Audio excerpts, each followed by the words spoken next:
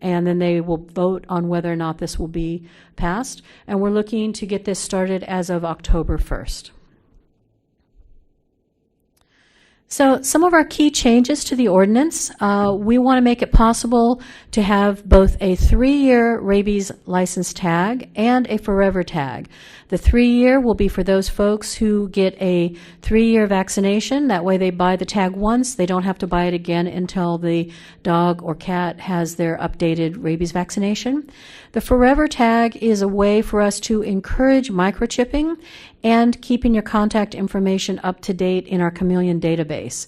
So by purchasing the forever tag, your dog or cat must be eligible for the 3 years vaccination, keep that current, and have a microchip, have all your contact information logged with our Chameleon database, and every year we'll send you a card verifying that.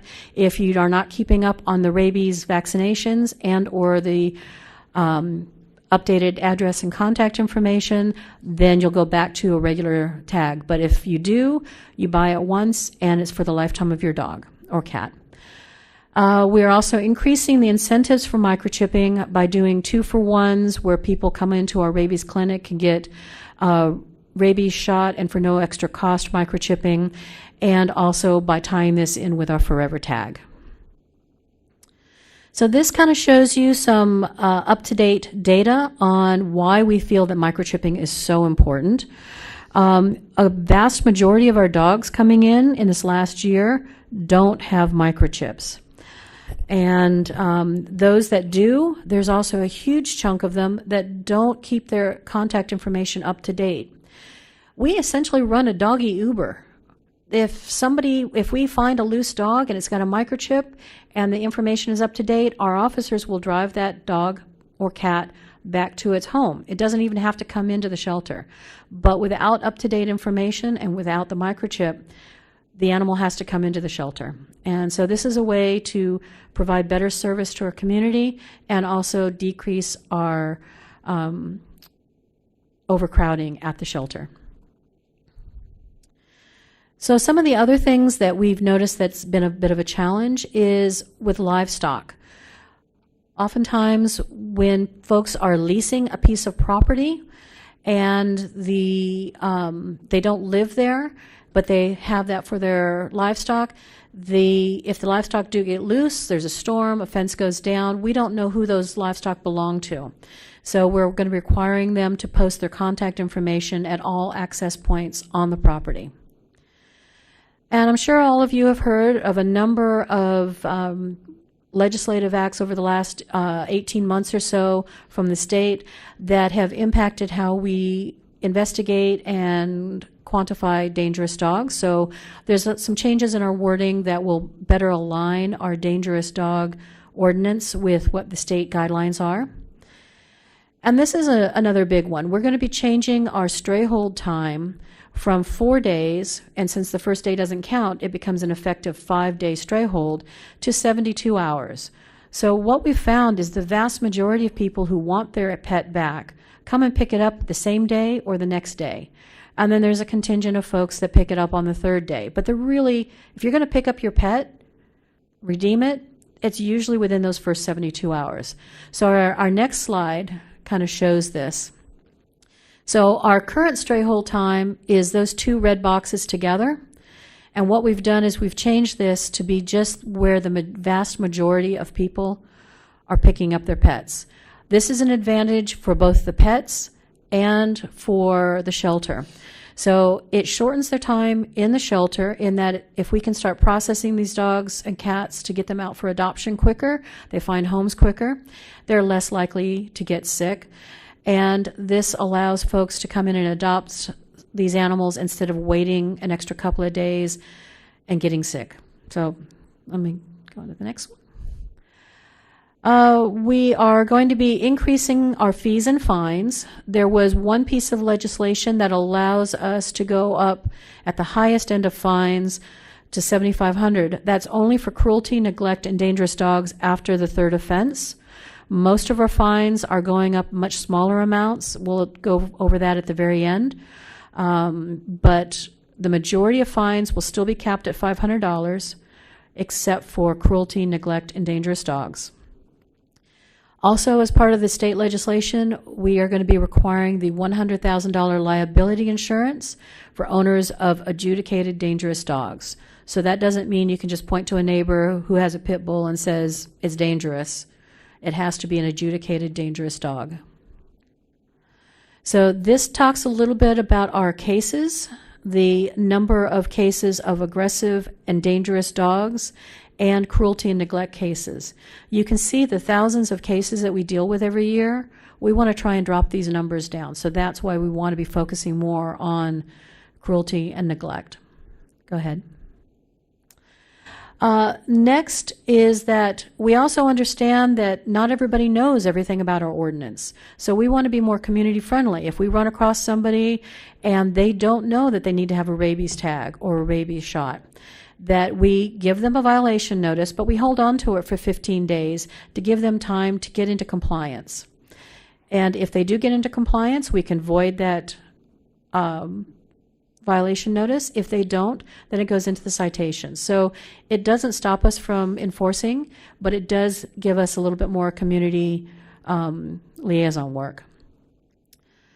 And we also want to establish criteria for our county shelters to become designated stray hold partners. So what that would mean is they would be held to the same standards as far as the length of time that they need to hold an animal. Right now, a lot of our partners, if they find an animal and they report it to us, it goes on to our Lost and Found website. They have to hold that dog or cat for 10 days because they're considered the Good Samaritans, much like the public would, and they cannot do anything with that dog or cat for 10 days. This would allow them to use the same rules that what we use at the shelter. So if you look at how many animals our rescues assist with, it's thousands of animals every year, and it's continuing to go up. All right. The next is our requiring our animal agencies to obtain health certificates prior to bringing animals into the state of Florida. I'm sure you're all aware of the screwworm issues and some various health issues. We want to make sure that animals that are being brought into our county all have health certificates, even if they're being brought in by rescues. And so no animal rescue agency shall market an animal as being rescued or saved if it was purchased from a pet auction, a dealer, or breeder, regardless of who purchased them. So that's just kind of tightening up some of the language that we already have in there. And the last one is requiring animal agencies to be transparent with prospective adopters when the animals have a bite history or a history of attacking other animals or any medical conditions. We have had some challenges with that in the past. We want to make sure that everybody has all the information for an animal, good or bad. So going into some of our fee changes, we have not changed our fees since 2015. So we are looking at bringing them a little bit closer in line for the rabies fees. This funds our spay-neuter programs, which are vitally important to our county. So when you look at most of our fee changes are going up just slightly, but we are instituting the 3-year tag and the forever tag. The forever tag, we started it at 60, but we've gotten some feedback that we may go as high as 100. We're kind of going back and forth, so I'd love to have input on that from everybody. So our other fee types, most of them, my eyesight's not great, so I'm looking down here. Most of them are only going up about a 30%. We have increased our hobby breeder permit fee up to $400. That is the largest increase, and we've dropped a few of them down to no charge as we're going through like the TNVR cats, making sure that that program continues. All right, so here we get into the fine charges. We have 5 categories of fines. The first category is for offenses like keeping a stray without reporting it, not picking up after your dog, not having a rabies shot, things like that. Those fines are going from 50 to 100 at the first offense, and at the third offense going from 250 to 500. All right, Category 2 offenses. This is offenses with our guard dogs, number of animals, hoarding cases, things like that, and some of our issues with animal agencies. Those are also going up about double what they are currently, so that we are still maxing out at the 500, which is our state max. All right, Category 3 offenses, including letting your females in heat run loose, issues around letting dogs creating a nuisance, running loose, adoption sterilization challenges, animal bites, quarantine. These also are about doubling, but still staying within the $500 max. Category 4 is, these are the more serious ones. These are around manner of keeping. If you're not taking care of your pets, that is very serious, and we are leaving that at 500 from the very first offense. That's not changing at all. But then with the dangerous dogs, aggressive dogs, vicious dogs, cruelty and neglect, those are going up to the state maximum, $2,500 for first offense, $5,000 for second offense, and hopefully we never get to third offense, but that's $7,500. All right, so the part I think everybody's most interested in is questions and comments. If you need clarity on what we're proposing, or if you have comments that you would like us to log into the record, we will be using all of those comments to make any changes before we present to the board. So if you want to come up and make a comment, just come to one of the podiums. Thank you. Not enough caffeine this morning. And go ahead and state your name and your comments. Hi, Heather Smith. I just want to clarify that for the possible forever tag, that animal has to be sterilized, correct? We had not put that in there, but I think that's a good idea. I would like to be on the record that I think if someone gets that tag, the animal has to be sterilized and microchipped. And I very much think that it should be $100, minimum of $100. If they're not having to pay that every year, then $100 seems very reasonable. Good comments. Thank you. All right, go ahead. Good morning. Okay, my name is Jose Chico Perez. Can you bring the mic over to you? Thank you. Good morning. My name is Jose Chico Perez. Assistant Director knows me. I've been dealing with county for 20 years. I used to have a security guard dog company. Now I'm a hobby breeder. And I understand somewhere in the ordinance they're trying to change it to 1 litter per year. That's been taken out. Okay, so it's still a 2 year? It's still at 2, yes. Okay, then that's all I needed to know. And okay. if I may clarify, so we ran the data, and as of this year, no breeder that is registered with Palm Beach County has had a litter or more than 1 litter.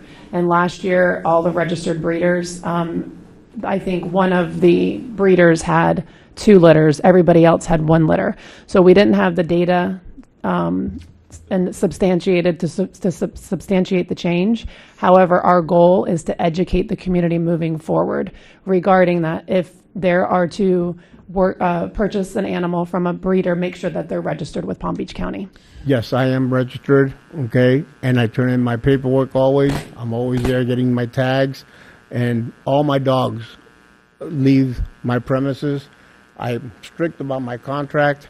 They leave my premise with microchip and vaccines and health certificate. And that's great. That's the kind of thing that we want to have happen. We've actually talked about recently, based on some of our discussions, of posting all of the licensed breeders on our website so people can see these are the people that are licensed in our county. So if you want to buy a dog from a breeder, go to the licensed That'd one. be good, because you have a lot of people that are not even registered, and they're putting it on Facebook and everything, Yep. and they don't have no license, no nothing, okay? And those are the people that need to get the fines. Right, and we're trying to figure out some wording to separate out backyard breeder from hobby breeder for the general public, because Yeah. the general public doesn't understand that difference. Yeah, could you explain what the regulations are for a hobby breeder, what we have to do and what we do to follow through with our license, like turning in, what is that paperwork we turn in? All right, Damon, do you want to go ahead and take this? Because I don't think people understand. Hobby breeders are held to a strict standard by animal control. Yes. And, you know, every day I see on my Facebook feed from Westlake people breeding dogs, little signs all over the place selling dogs. And, you know, these are dogs that aren't health tested. You don't know what's going on with these animals. So could you explain to the public what we have to do as hobby breeders? Basically, the hobby breeder process is a strict process through Palm Beach County. Basically, you have to make sure you are in compliance with all the ordinances first, prior to anything else. Secondly, when we go to presenting the hobby breeder, you have to apply for that. There's an application process. We come out, we inspect, we make sure all the vaccinations are up to date. We look at where the area where you're going to be breeding, ensuring there's no manner of keeping issues. And what we also do is we require paperwork from you when you do conduct the breeding of your animals. Yes. And sometimes when we do periodic checks to make sure that you're in compliance. And we Also al- with turning in your paperwork yearly. And part of that paperwork is listing the names and addresses of every person that we have sold a puppy Names, to. address, That's right. buyers, yes. We turn that in every quarter. Yes, you do. Yes. Yes. If you check, okay, I'm in the system. Yep, you're definitely one of our people that come in compliance with all of our I mandates. met you one time when We I was appreciate it. tags. Because I used to Thank have you. a security guard dog business, and that, with all the regulations came down, I applied with that. I was constantly at the shelter, constantly, because I had to turn in fit for service, okay, vaccines. I used to come in and get 8 or 9 at a time, because that's all I could fit. Okay. All right, you. thank you. And thank you for all the work you do. No worries. Thank you. Go ahead. Yeah, I want to bring us. This is Deborah Jarrell. I'm a dog trainer in this county, and I grew up in this county. So I want to bring us back to the rabies, the forever rabies. We just had a really good breeder come up here, and I'm sure that he's not going to neuter one of his dogs, so he's not going to be eligible for that forever rabies, even though our doctors and veterinarians would tell us that we need to give rabies shots and do titer tests. Instead of giving rabies shots every year. So that kind of conflicts with dog breeding beliefs in general. The other thing I wanted to discuss, excuse me. Come on, phone. There we go. What analysis was done to justify the increasing of the fees from $150 to $400 for the breeder's license? So the analysis was looking at all of the hobby breeder fees in the state of Florida that range from 0 to 500. We don't want to be the top, but we also acknowledge that we are a well-to-do county, and these fees go towards supporting our services. And yes, and also we have not increased our fees now it's 11 years. Oh, okay. And what other counties have breeder licenses? Let me pull it up here real quick. Let's see. Alachua, Broward, Citrus, City of Doral, Clay, Collier, Indian River, Manatee, Marion, Miami-Dade, Nassau, Okeechobee, Osceola, Pasco, Pinellas, Pompano City, Sarasota, Seminole, St. Lucie, and Volusia. Thank you. No worries. Go ahead. Hi, my name's Lorna Maneker. I am a hobby breeder. I want to call myself a preservation, ethical, responsible breeder. My dogs go out with contracts, and I'm very careful about who they go to, and they don't always go to people in the county. First of all, I applaud you for holding this event. Secondly, I would like to go on record with respect to, I love the idea of having a 3-year tag that complies with every time you get a 3-year rabies shot, or the forever tag. I do not think that a dog should have to be compulsory sterilized for the forever tag. I think if you're a person that's a good actor, a person that abides with all the rules, excuse me, all the rules, then you should be trusted enough, if you're a licensed breeder, to be able to be responsible and sterilize that animal at the correct age and sterilize the animal when it's no longer going to be used for breeding. So I think to deprive a responsible, ethical preservation breeder the ability to have a forever tag would be wrong, in my opinion. because we jumped through, as the gentleman at the end, sorry, I forgot, Damon? Sorry, excuse me. As he said, we do jump through hoops and hurdles to stay in compliance. You've raised it from 150 to 400. I don't breed a litter every year, maybe once every 3 years. So and I don't sell puppies, I place puppies with people usually that I know, and often they're out of county, sometimes out of state. So I don't have a problem with the 400 because I can afford it. Not everybody can, and I get why you've increased it. There's been no increase for the period of time. But, and I hope that money does go to good use to help you guys be able to enforce things to protect the animals. That, as I say, my main thing is I do think that the forever tag should be available to everybody. The other question I have was, again, it's to you. Sorry. So when I have a litter of puppies, okay, so if I have it, so normally with preservation breeders, you go to the stud dog. So if my stud dog that I'm choosing, if I have to drive up to, let's just say, New York, are you going to come with me so that you can see where the stud dog is and how the bitch is being bred? That's number one. Number two, when I raise puppies and I whelp puppies, they're whelped in my bedroom, okay? That's a personal space for me. They're whelped in my bedroom because I literally sleep with one eye open, one eye closed, at least for the first 2 weeks. I want to make sure my puppies are well cared for, make sure that the dam's not going to lie on them. I have all the correct whelping box, everything you could possibly wish for. Most people want to come back when they come and see my puppies. They want to come back as one of my puppies because they're so well cared for. I know not everybody's like that, but the definition of coming in and doing an inspection, I think, has to be more clear.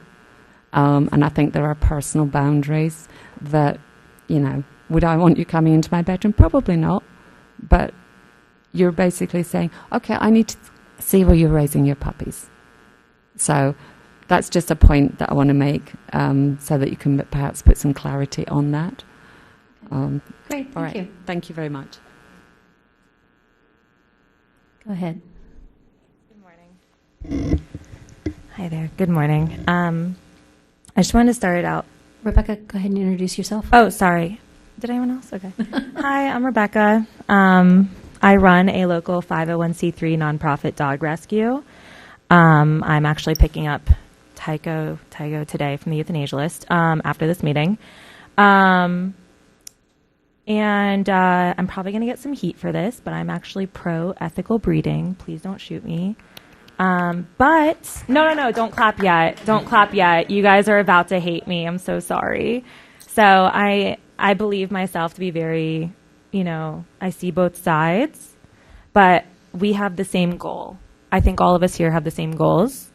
We need to take out the backyard breeders. Same with rescues. There are bad rescues out there. How do we get rid of them? More oversight. I hate to say it. It's going to make my life harder. Same goes for the breeders, I want well-bred dogs in this community. I do.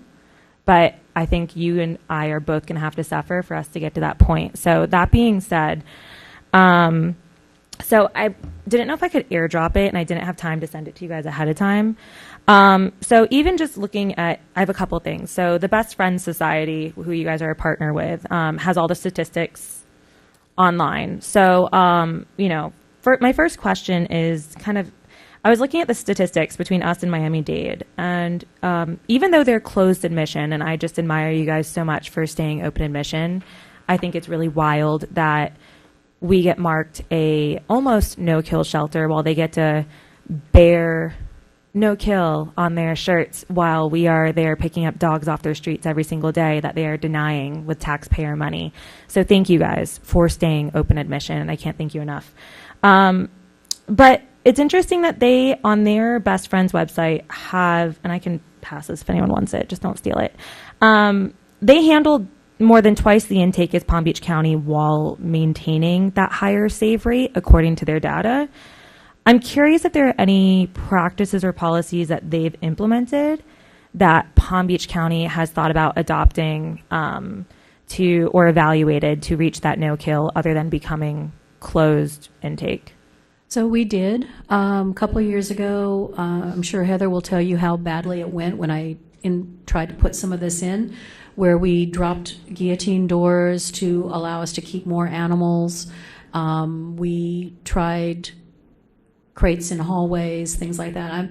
It becomes untenable for the animal welfare. So that was our choice.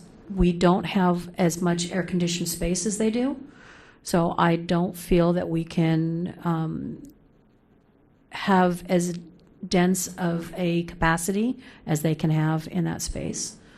Some of the other things, we do work very closely with Best Friends. They've analyzed our data every year for the last 4 years. That's why we are listed as nearly no kill, and they've also said that we are doing virtually everything that can be done.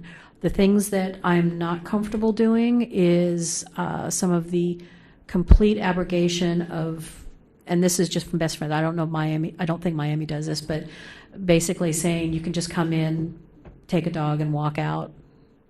There's no tracking, there's no checking to make sure they have other dogs or cats at home that are up to date on rabies shots. So taking away all those restrictions, I'm not comfortable with.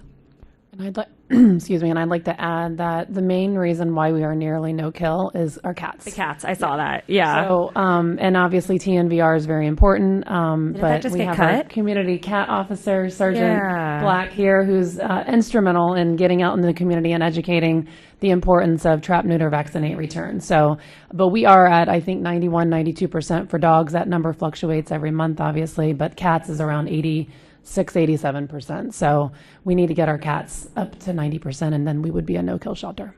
That's interesting. So as a through and through dog person, and I don't have this on my prepared slides, can you discuss, because this is going to connect into my next question, can you talk about which programs have recently been cut, and aren't some of the TNVR programs recently lacking? So they're not cut. Finances? What they are is we're not expanding them. So we have $755,000 that we do in contracts to our partners to do spay-neuter. That only partially pays for the spay-neuters.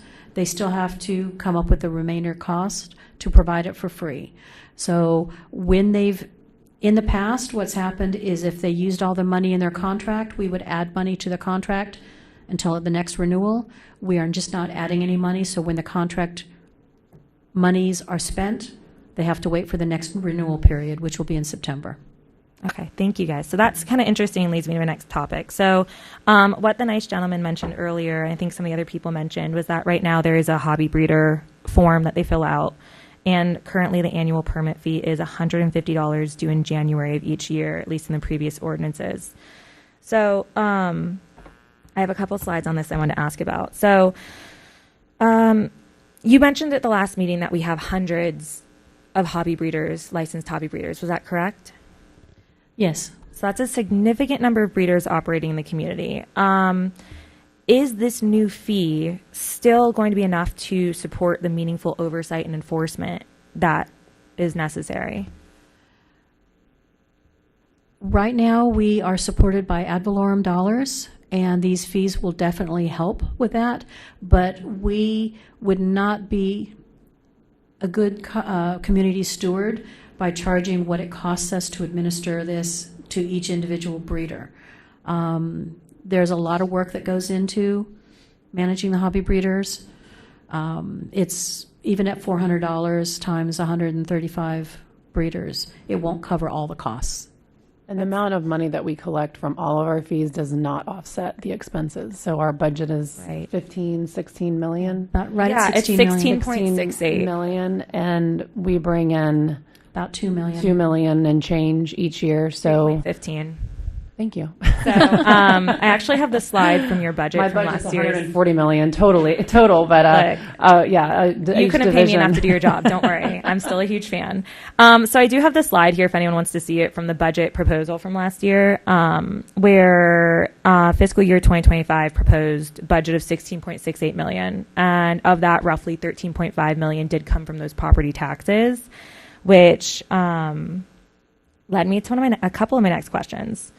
I mean, if we're expecting you guys to effectively license, inspect, and investigate the complaints and enforce these ordinances, whether it's for the responsible breeders or the irresponsible breeders, aka like backyard breeders, I feel like the permit fee should realistically reflect the cost of providing that oversight. For anyone who doesn't know me, basically the short question, I'm going to get to my point, but basically I'm trying to raise the fees. I'm so sorry, don't shoot me.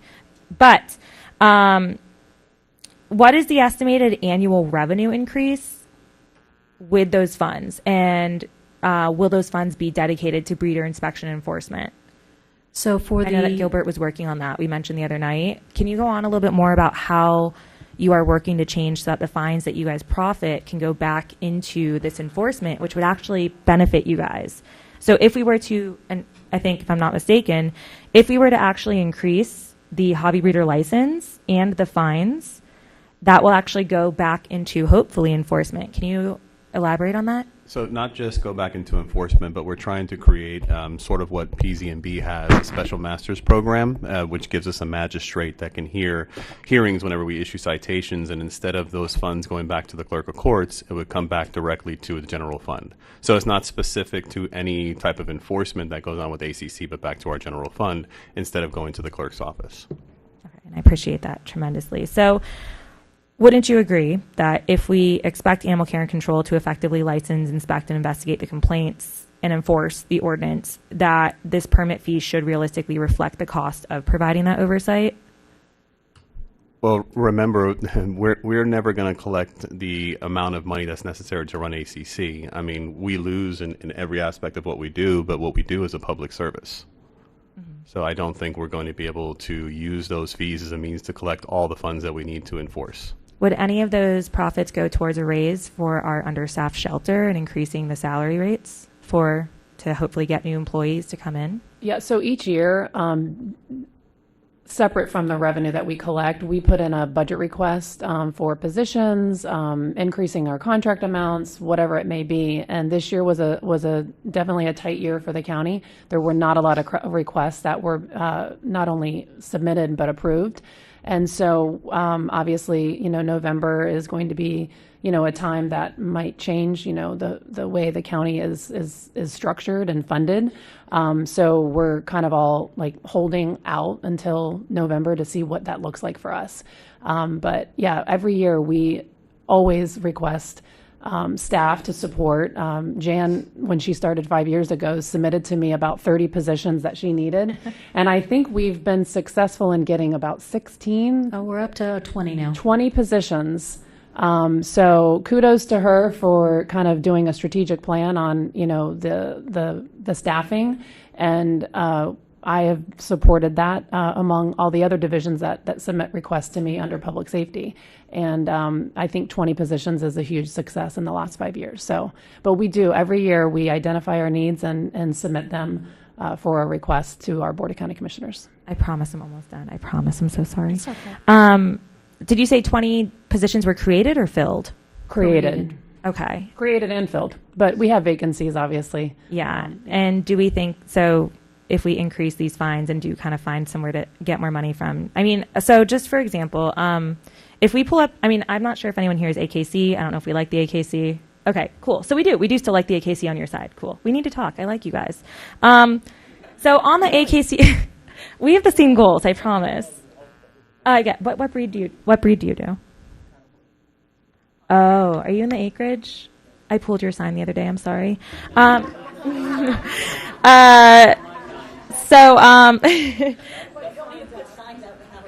Thank you. See, we have the same goals. That's what I'm telling you guys. So, thank you. See, we have stuff in common. Let's grab lunch. So, on the AKC website with a 50-mile radius, I promise I'm almost done. I've been waiting for this day.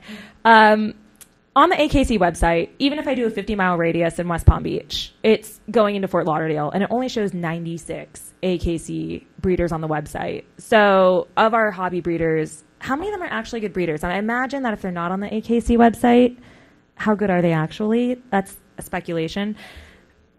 If they're not on AKC, can they still be a pretty good breeder? They just Are you talking about breeder of merits? I'm not sure. Breeders. I'll have to learn more on my side then before I even go into this. So thank you guys. I promise I will. But if I go to the website on AKC, there's only 96 AKC breeders in a 50-mile radius, and that's going outside of Palm Beach County. So I'm curious how many of those breeders are actually merit of Breeders of merit. Breeders of merit. So I will look into that. So I'm just curious how many of them really aren't. But my biggest request is I think that you guys deserve better. I think your employees deserve better. I think, is your task force even fully staffed right now to do this kind of oversight that you're looking to do? Not right now. Not right now, no. Can I just make that a case in point real quick? If we increase the salary, do you think that would entice more people? So right now we don't even have the enforcement available to do this, correct? We've had some people move on to other jobs and also for FMLA. So we've been, from a salary perspective, we've been successful in doing some adjustments. We just had a recent adjustment in our clinic area. We worked several years ago with our animal control officer. We're actually revisiting that again to make it in line with some of the other enforcement agencies within the county. So we're always looking at ways to provide incentives for the staff to make sure that we can retain them. I just met one of your ex-employees up at enforcement when I was asking her about signs in the roadway, actually, and she used to work for you guys. So anyways, I appreciate you guys and all you do. I think you guys deserve the best. I think that includes an increase in salary, and I hope that we can consider actually increasing the fines and fees for these. I think you guys deserve that, especially with how much oversight would be appropriate to keep our dogs healthy, safe, and keep our good breeders in business. So I think that was it. And then also, are we going to include the fines in the ordinances, the amount? Because also in our current ordinance, in your draft, I think on page 75 and another page, it does talk about the roadway signs being not appropriate, roadside advertisements. Can we do anything about the roadside signs? Do we collect those? Can we fine them? Where is there low-hanging fruit for money for your employees? If you guys collect those, are we fining them for those roadside signs? We don't fine them for those roadside signs, but PZB does, because that is illegal from a zoning perspective, yes. Okay, but it's illegal according to your ordinance, so why wouldn't you guys fine them? We don't have it in our fines and fees. We don't really have a good way of enforcing that. So it's just not allowed, but not enforced. So it's not allowed, but we don't, we just work with PZBs. There's a lot of things that we balance with PZB, like, say, chickens in backyards and hoarding cases. So we have to work hand in hand with them. Yeah, we work with PZB to monitor the signs and the roads, and if they are in violation, we will bring it to their attention and they'll cite them. But as far as the fines and fees go, that's in a resolution. So we talked about the ordinance today. But all the charts that you saw on the fees and the fines will be in a separate document. It's called a resolution. That's just the term that we use in the county. Okay, and I get it. They're bigger fish to fry. Sorry, vegans, for the reference. But I think that's it. It's just, is there any room, I'm so sorry, you guys, is there any room to increase the hobby breeder licensure? And before you say anything, please tell me how much you sell your puppy for. All right, we'll get back to that. Okay, you want to find out? This year alone, I spent over $1,000 for heart testing. Heart testing alone on 2 dogs, actually 3 dogs. I also spent $1,000 on OFA for hips. So that's $2,000 right then and there. Then, if I want to breed one of my bitches, I would have to do progesterone testing. That's $120 to $130 or more per time. And it's done when they start coming into season, maybe on day 5, and then it's 3, 4, 5, 6, 7, or 8 times maybe.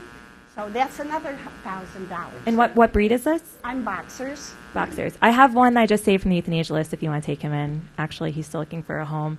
Well, then see me later.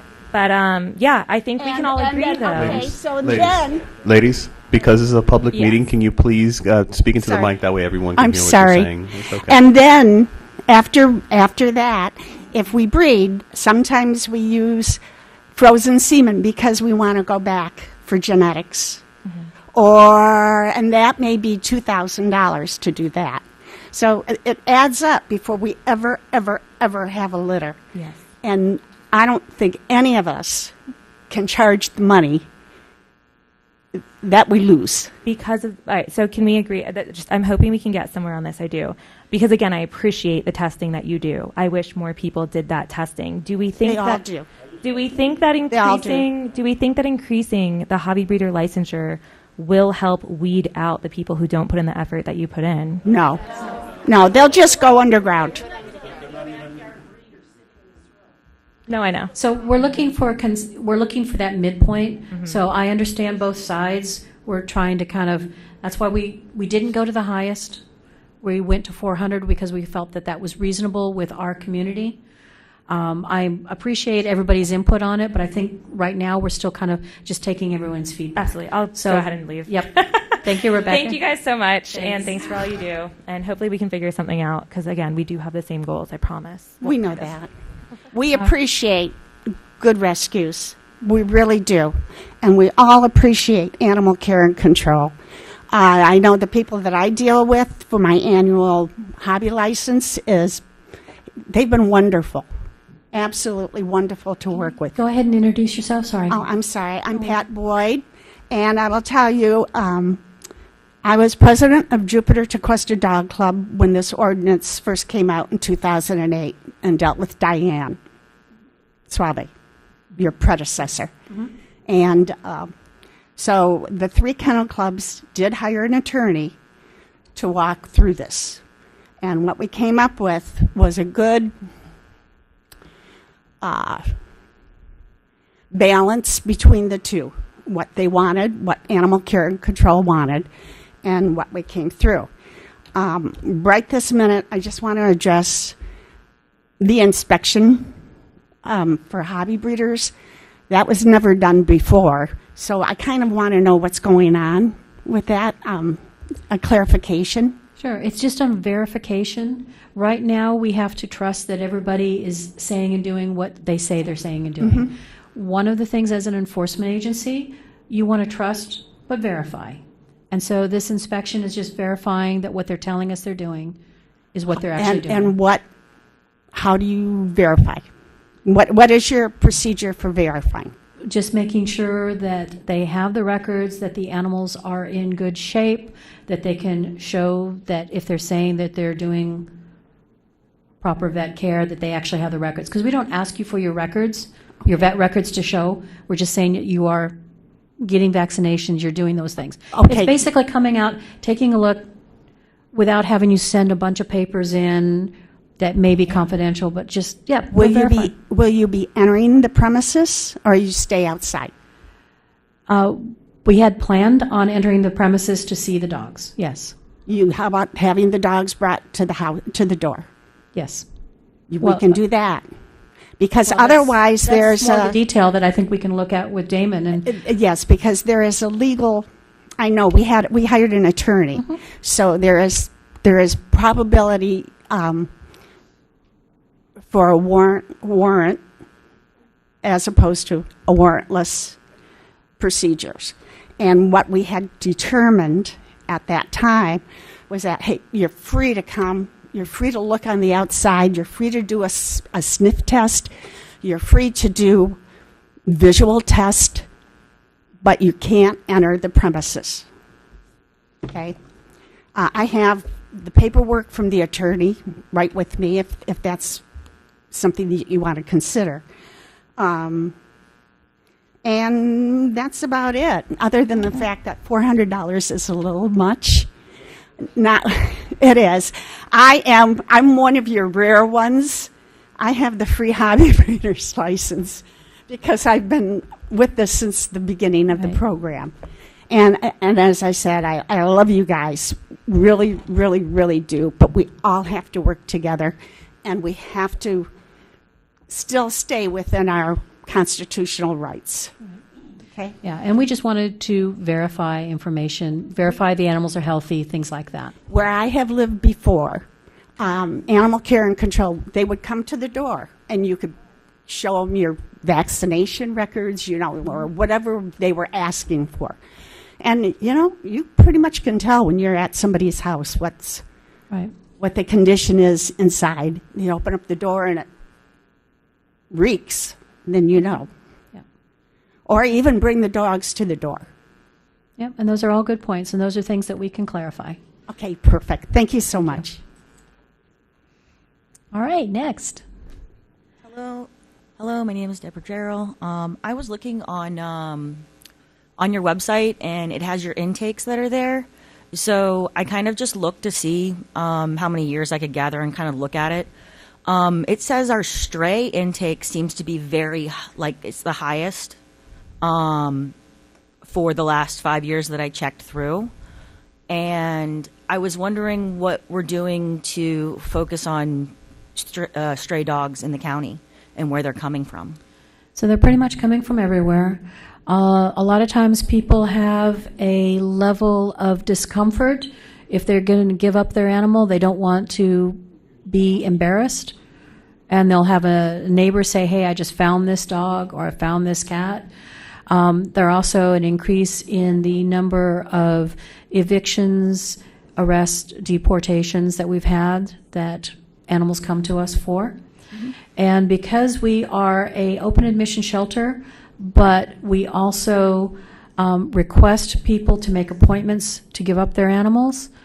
At the time that they make the appointment, we tell them, here's what you need to do. Here's some places you can possibly find a better home for your animal so it doesn't come into the shelter. There are people that choose not to wait, and we will take those animals in if they give us a reason, like, hey, I'm getting evicted. I have no place to go. You must take my dog now. We will do that. But there are others who don't ask and just say, it's just have my neighbor take the dog in as a stray. So the managed intake portion of it, we don't do true managed intake in that we don't stop at a certain level, but we do try to give people tools, and those tools sometimes do mean that people choose to essentially lie to us. Okay. So, because I was looking at it all, it looks like in the last 3 years, the strays have increased to over 10%. Correct. And if you look at it nationwide, you will also see that it's increased almost double that in most of the other states and counties. So it's not just us. This is a nationwide problem. As people are getting priced out of their homes, their rentals, or they can't afford vet care, or they can't afford food for their animals, there are more and more animals being turned loose. Okay, and there are barriers to your open registration. Like you were saying, there's certain things you have to do. Yes. One of those things is to get a Bordetella shot for your dog. They're only good for 6 months. Mm-hmm. So if you're struggling getting evicted from your home and have to take your dog to the vet for a $35 Bordetella shot, that's not including the office visit. Where are your priorities going to go? So that is one of the things that we do request, but it is not a hard and fast rule. We can go through our stats and we show that when somebody has a legitimate, hey, I've lost my job, I've lost my home, my partner was arrested, they have reasons, we bring those animals in without the shots. Our challenge is, and until our remodel is completed, we don't have a quarantine and isolation space. So every animal that comes in without any shots is a risk not only to themselves but the other animals.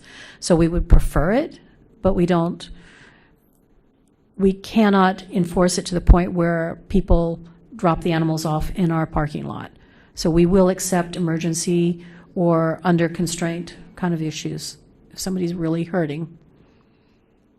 I would like for you guys to look at the data between having to get an appointment and just being able to drop off your pet at a shelter to see if that would help the stray problem. We have, and it's a balance. We've also, when we started doing the kind of making an appointment, this started with COVID because of some of the restrictions there, and we saw some better health outcomes, not as many animals coming in sick, people having a chance to make appointments. We then have space to bring the animals in. It's a give and take. If we had unlimited space and we had a quarantine and isolation, it would be easier to do. But in our current facility, it is not. I've got one room for intake for dogs, and so one dog coming in with an illness, essentially everybody in that room now is exposed. So that's why we ask for the shots. If we don't get them, we still do them within 48 hours of the animal arriving, as long as we can handle them. And you do see how that could lead to lack of animal welfare when they have to wait. We also see the other side of that in that a lot of people don't always understand what the other options are. We give them lists of rescues and talk to them about putting on Nextdoor app and helping them find where they think their animal would be best suited, because they know their animal best.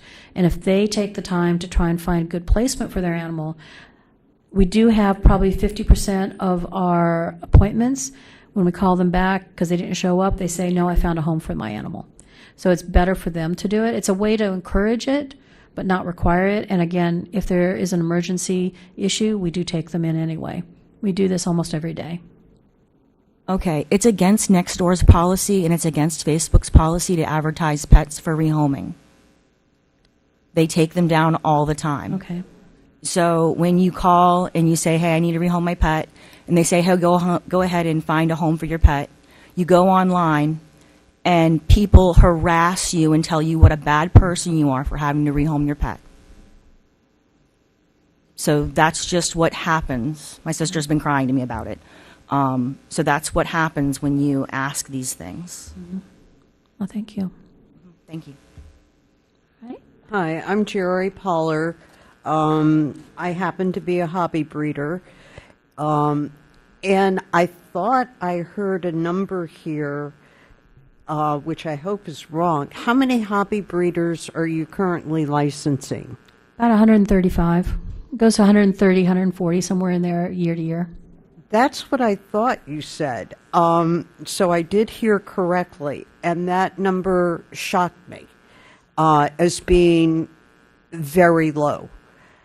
And I look at this proposed ordinance and I see these restrictions against 135 people, and I look at your problems, which are in the thousands, and I think many of the efforts within this, the changes to this ordinance, do not address what your problems are and are imposing additional, and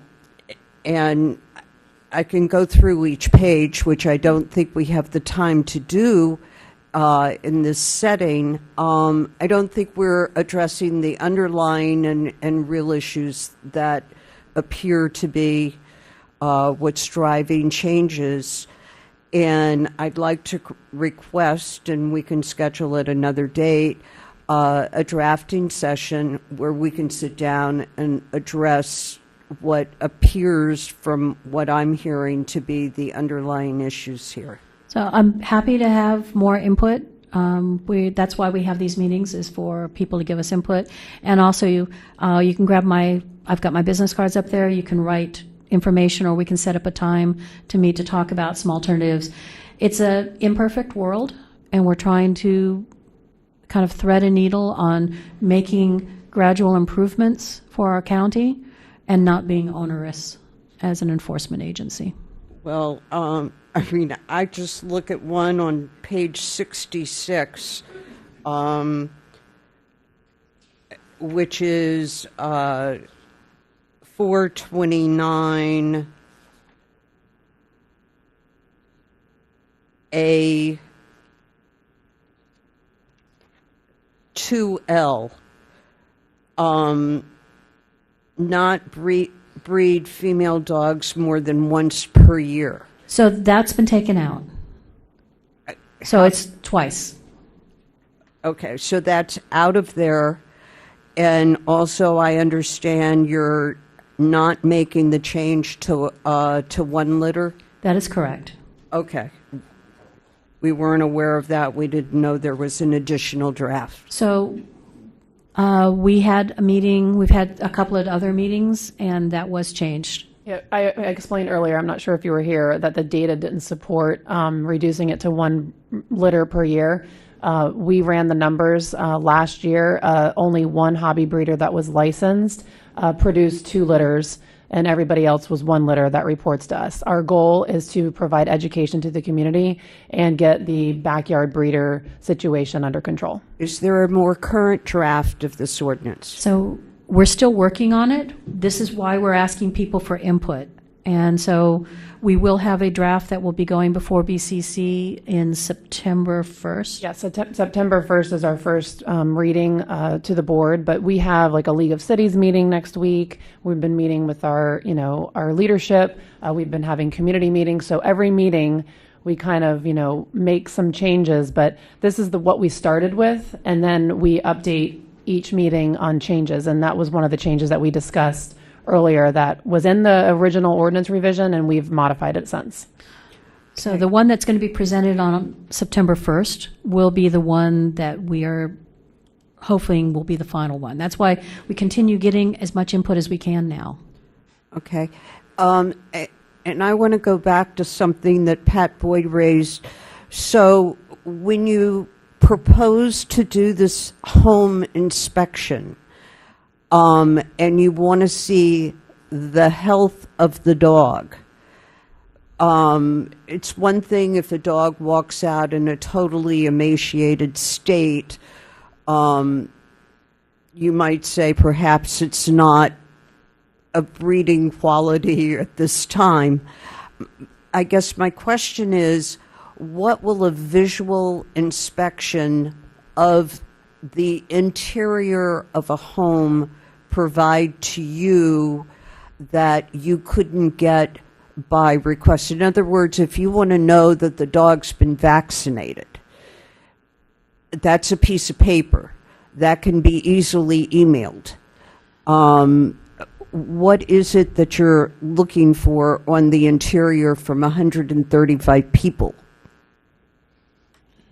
Well, if you reference the ordinance for hobby breeding, one of the requirements is manner of keeping. Section 424 is requiring the manner of keeping of the animals, and that involves the area in which the animal is kept. Now, we don't want to impose on your personal space at all. However, we do need to see areas to make sure that the animals are properly maintained, properly cared for, food, water, the necessities that the animals need. But again, we're not trying to impose on your personal space. So if that's an area where you invite us in and say, hey, these are my animals, this is kind of the area I keep them in, we want to make sure that the area where the animals are being kept and maintained is clean, proper setups and in that fashion. Again, we're not trying to impose on any personal space. But again, that is a requirement of the breeder permit. And this is, what other counties have non-warranted inspection? You say you're looking at other counties. No, well, most counties in Florida have, if they have any type of animal ordinances, I know Broward, I know Miami, I know Port St. Lucie offhand, have manner of keeping requirements. Manner of keeping, again, is the... Manner of keeping is different than when you have a probable cause to inspect. So Damon, I can actually read from several of them. Alachua is they inspect homes, and if they're denied entry, they may obtain a warrant or revoke a permit. Then there is, let's see, looking through each of them. Clay County may inspect homes, but not required, but they need to give a 24-hour notice. And let's see, there were 3 or 4 of them in here, if I remember right, that were doing this. 3 or 4 out of the 30 or 40 that you listed previously? And a Volusia, so yes, it's 3. It's the 3. Volusia is a 24-hour notice. Others say that they must be active members of national, state, or local breeder organizations. Each one of these that are licensed within the state have wildly different guidelines. So there's not one standard for Florida. And I would suggest that Palm Beach County not adopt this for an unwarranted situation, non-probable cause. Okay, thank you. Good morning. Good morning. Hi. Eileen Watts. I just wanted to address a couple things. Lorna Menaker had mentioned about what the breeders, ethical breeders, do in terms of testing. And I'd like to just provide a small bit of education with respect to what this entails. And it's not meant to say we do this and, oh, poor us, we're spending all this money on all these tests. The reason we do this is because most of us, and you'll find the people in this room, are not your issue. We've had this discussion. We know factually that we are not your issue. Actually, we're here, most of us, to assist in any way we can to prevent these backyard breeders from, creating a situation where there's an influx. But to go back a moment, we provide on a litter DNA profiles before we even consider a litter being bred. We spend a lot of time and energy. I've bred 3 litters in 30 years. It's not a hobby. It's specifically for a reason to preserve the specific breed. It's done with intent. It's done very, very carefully. It's done with the assistance of a reproductive veterinarian that is certified and board certified. We test DNA profiles. We test for bear testing on the bitch and the sire before we even attempt to make this a breeding. We test, bear testing, if you don't know, is for hearing.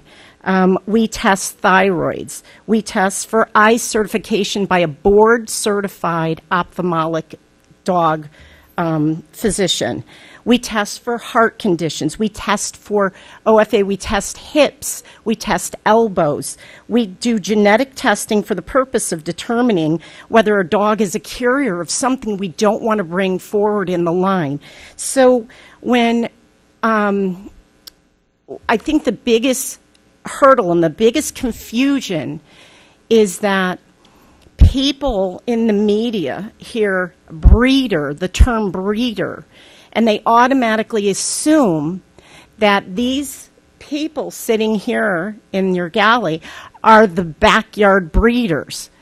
We are the furthest thing from that. Very far. So the problem is there's not enough distinction, and that needs to be somehow, there needs to be some level of education with respect to that. Now, what I do want to say is I've spent a lot of time over the last couple of years at Animal Care and Control. I know a lot of the staff. I know a lot of the volunteers.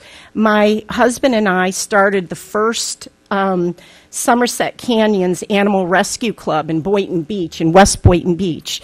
And we recruited over 65 middle school and high school students that participate in our program. This is the second year we've had it. These kids work hard in rescuing and helping and assisting rescuing. We raised over $5,000 for Animal Care and Control this year, and the students came to deliver not only what they collected to assist you guys in doing your job, but we donated 2 infrared thermal imaging cameras for the purpose of identifying when there is a dog on somebody's property who is injured. Then it allows you to do your job more effectively and see if there's an injured animal. We are a hybrid. We are not your side, my side. We are here to help, to assist any way we can. And I would encourage my friends who are breeders to take a moment, reach out to Jan or Stephanie. They are so gracious about accepting any help. I know they are. And they really want the input. And I know the lady sitting in the front row here, they work so hard and they're so compassionate about what they want to see happening. But trust me when I say, these folks over here are not our issue. Not our issue at all. It's these backyard breeders who have absolutely no concern for animal welfare is our problem. What you see come through those doors, and we've had this discussion many times, is not from us.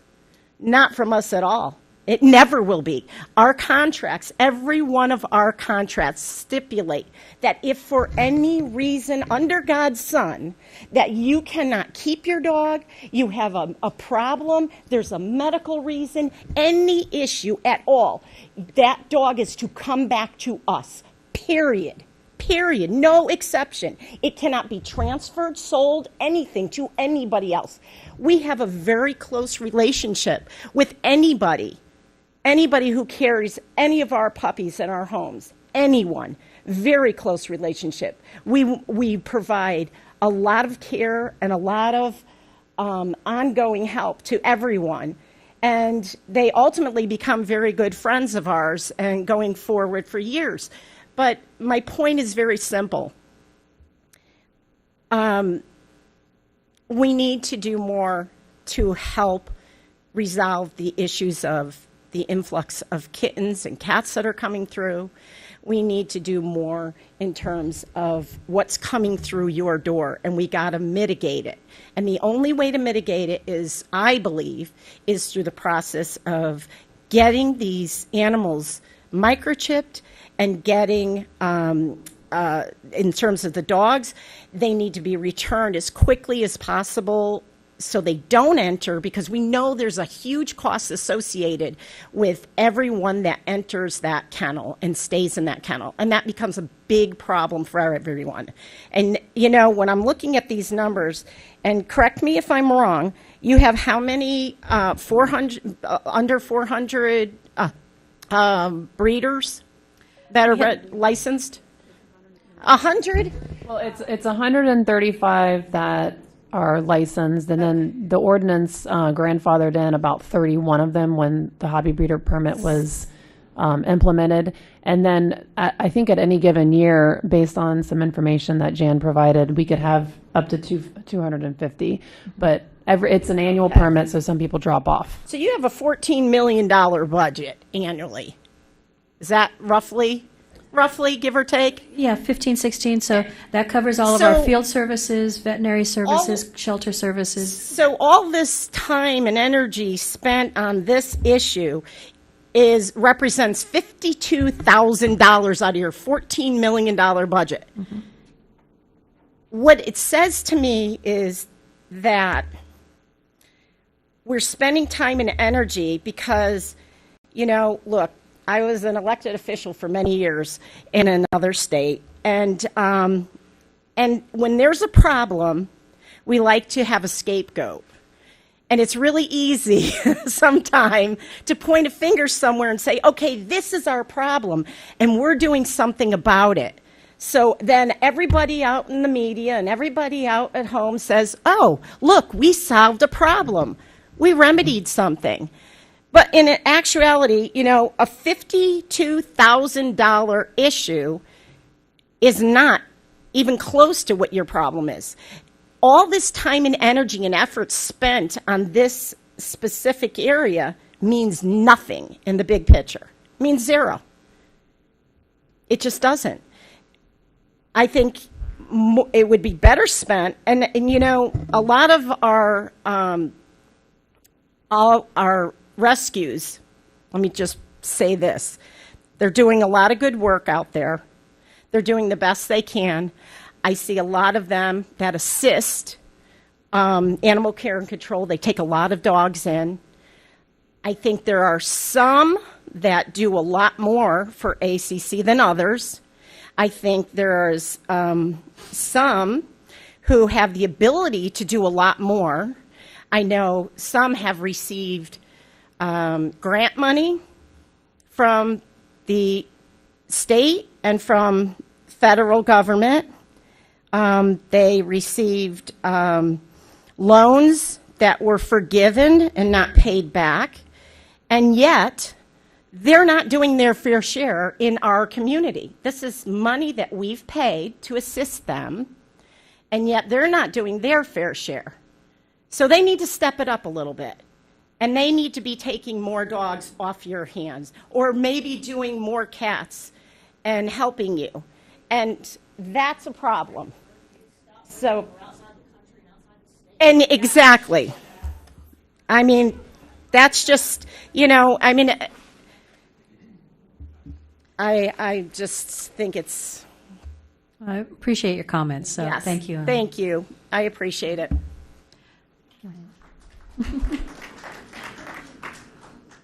Good morning. My name is Judy Seltrick. I am the president of the Florida Association of Kennel Clubs. I am an AKC delegate, and I am the chair of the Hillsborough County Animal Advisory Committee. Greetings from Mr. Trebotowski. Ms. Steele, I think that you are doing a fantastic job with your save rate of 90%. And for the other people that don't understand the 10%, I would think that yours is very similar to what I experience in Hillsborough County, where the dogs that are euthanized are dangerous dogs. They are behavioral issues that we do not want to place with families so that they can rip the children apart, or they are sick and elderly dogs that are brought in with an owner requesting euthanasia. So I don't know if yours is any different than that, but I think that your shelter is doing a very good job. Thank you. I also do think that much of this burden is put on the hobby breeder, and personally, I don't like the term hobby breeder. The people that I see here are subject experts in their breed. They are enthusiasts. Their hobby may be exhibiting their dogs, but their hobby is not breeding dogs. And I think that you might want to take a look at how you differentiate between what you are calling a hobby breeder and what many people are calling the backyard breeder, because these people are selectively breeding their dogs. They're not the guy in the backyard that has 18 pit bulls that he's breeding and that your enforcement department is going to have to come and pick up with those dogs. We see that the pit bull, and some of them are very, very nice dogs, but some of them are not able to be rehomed. For my own self, I have bred dogs. My breed is a Norfolk Terrier. In 2024, there were 75 litters in the United States, producing 217 dogs. How does that equate to 8.5 million puppies that are being bred in the United States and being delivered? It's de minimis. When we talk about the people that are here with the hobby breeders, if it was Internal Revenue Service, they would be de minimis in nature. And yet, the focus is, as the other lady said, the focus is on what you are calling the hobby breeder, increasing their fees. And to the lady that was saying that we should increase the fees for the hobby breeders, I don't think that you realize that the breeders and the exhibitors that we have here in your county, they are volunteers. They put on dog shows. The last 2 dog shows, they influxed $4.5 million into the community. $4.5 million. That's only for 2 shows, and there are a lot more shows. They microchip their dogs. Any of those profits go into AKC Reunite. AKC Reunite last year donated $1 million of dogs to our law enforcement, to TSA, to the universities, to keep our people safe. This is what AKC does. AKC does everything for dogs. It doesn't matter whether the dog is a purebred dog. It doesn't matter if the dog is a mixed breed dog. We are here for the benefit of all dogs, and we are here for your benefit. But we shouldn't be chastised, and we should not only be selected as the people that are doing anything that would create harm in your community. I do have a question. I understand from what you have said, that you are not changing the breeding limit for a bitch to 1 time per year. What about the stud? We are not changing any of those. So it's going to stay as it was before. Okay, thank you very much, because with the selective breeding that we do to preserve our breeds, much of it is done with artificial insemination, and we collect the dogs, and that semen may go to Colombia, to the UK, Canada, California. Spay-neuter, can you explain the 6 months on the spay-neuter to me? The 6 months as in why we are requesting the puppies and kittens to be spayed and neutered, or? Yes, there was something in the ordinance about 6 months and the dogs needed to be spayed or neutered, or? So what we're finding was we have reproduction occurring in dogs and cats as early as 4.5 months old. We do understand that there are still a lot of veterinarians who don't agree with spaying and neutering at 2 months, which was what we do in the shelter. So it's a compromise. Trying to get these animals spayed and neutered if they're not going to be used for breeding, to get them spayed and neutered as early as possible, because we do end up with a lot of quote-unquote accidents. We're trying to reduce that. I think that we can understand that, and I think that we can all agree that in the shelter situation or in a rescue situation, that the puppies and the cats must be spayed or neutered. If they're the TNR kittens, that the mamas are going to be released and the kittens are going to be rehomed.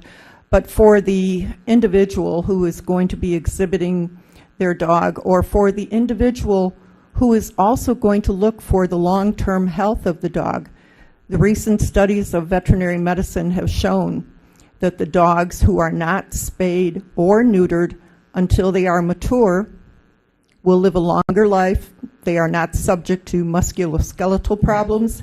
They are not subject to behavioral problems, and they are not subject to cancers that we are finding in dogs. So I think that we need to take that into consideration also.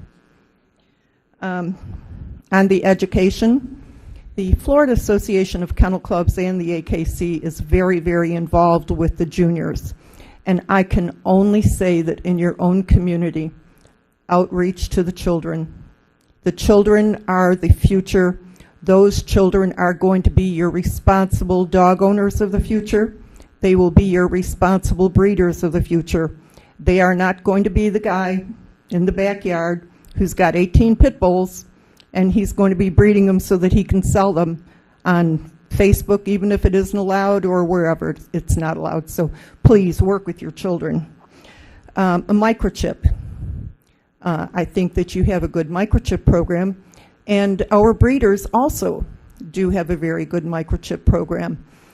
The one thing that I have heard from several breeders is that when one of their puppies that they have sold to an individual winds up in a public shelter, that the public shelter employees refuse to contact the breeder. In our case, we always want to know if one of, and just as you said before, people are embarrassed. So it may be a reason that the dog may not be returned. I would think that you should have some type of protocol in effect where not only one person, but a couple of individuals that are on that microchip list, that they should be called. Is that something that you do now? Yes, we can do that. So we can have multiple people on the microchip number. We just right now do not have people keeping their microchip contact information up to date. I see. And do you have opposition from any organizations, rescues, where they do not wish to microchip their dogs or cats? It's more individuals that don't want to microchip their animals. Our rescues, shelters, breeders that we work with are all very good about it. It's the individuals that have a personal dislike of implants of any kind and feel that they don't want their animal to be tracked. Not that we can track them using the microchips. It's more just a way to contact people, but not everybody believes that. Well, we haven't gotten that advanced yet where we can put a little iPhone tag in there. I understand that. I understand that, but there's a contingent of folks that we argue with on a regular basis. The other thing that was brought to my attention is on the hobby breeders, you have a condition of them participating that they are waiving their Fourth Amendment rights. And I would ask you to check with your legal department. I understand that you want to inspect, you want to make sure that Susie's house is a nice place for her to raise the dogs, that they're not raised in squalor and filth. But I don't think that waiving their Fourth Amendment rights should be something that is a condition of them being a hobby breeder. I would just like to add, so that language is already in the ordinance. However, we will check with the county attorney to make sure that moving forward, we're not violating anybody's rights. Okay, thank you very much. I think the last thing that I want to say, and this is for all of us who are residents in the state of Florida, we are number 3 in the nation for human trafficking, but we are number 2 in the nation for dog trafficking.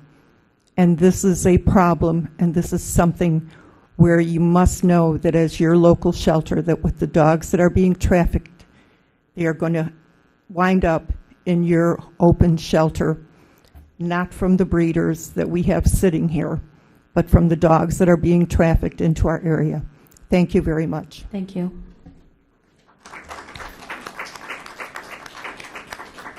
Hi, good morning. It's still morning, right? Yes. Okay. My name is Michelle Mizzarelli Gillis. I am a resident out in Loxahatchee. I also am the president of the Toy Dog Club of South Florida, and we are one of the groups that this nice lady spoke about. We just put on a show here at the, I'm pointing this way, right?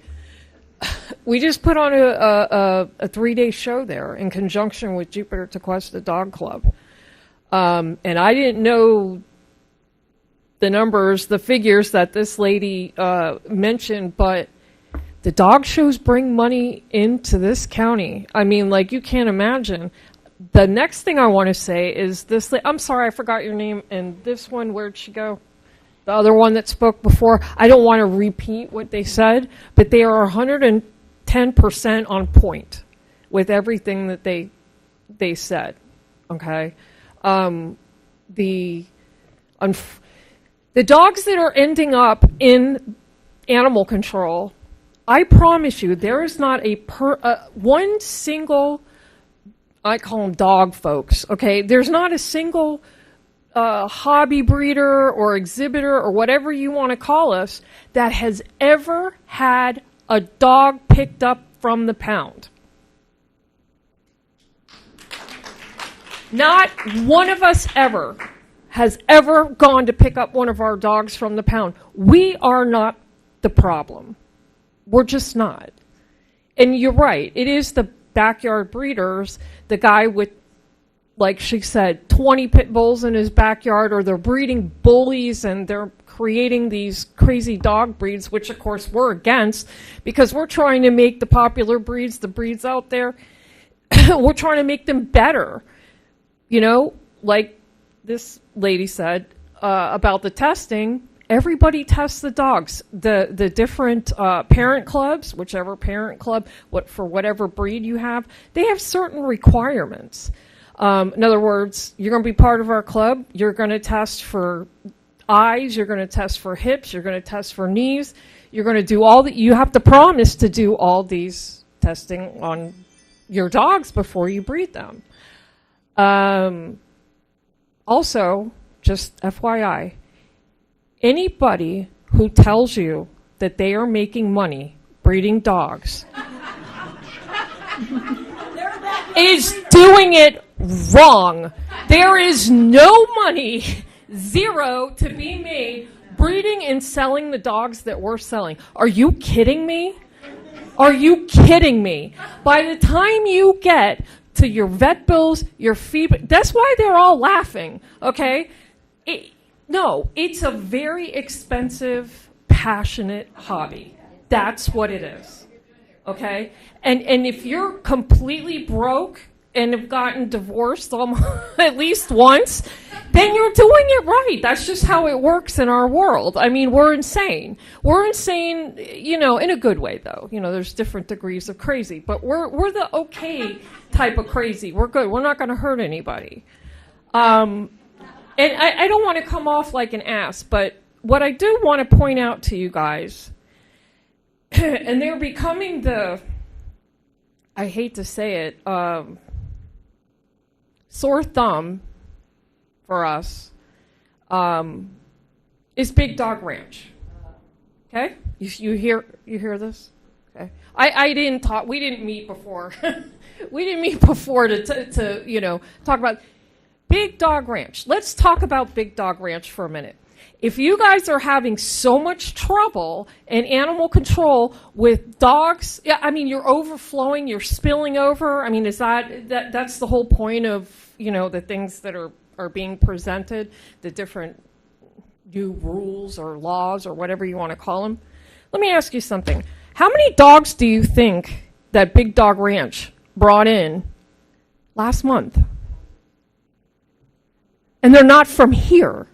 You all understand that, right? They're bringing in dogs from other states. And a lot of our changes are also addressing things like that. I mean, here's why she's a pain in her ass. Let me tell you why she's a pain in her ass. Because that woman has a ton of money behind her. She has a ton of politics behind her. She's the one that's pushing all this legislation down here, especially in Florida and Palm Beach County, to shut down every breeder, or at least make our lives miserable, okay? And why is she doing that? Why is she doing that? Why does she care if the hobby breeders are minding their business, doing their thing, we're following all the rules, we're held to code of ethics by different organizations like the club that I'm president of? We have a code of ethics. People have to follow that code of ethics, not to mention AKC has their own code of ethics for people. So it's a big community, and, you know, here and that. But why does she care so much? It's kind of a rhetorical question. I'll tell you why she cares. How much money are they bringing in? Has anybody ever tried to go adopt a dog from there? You know, nobody can walk out of there trying to adopt a dog for under $500. That's absurd. It's absurd.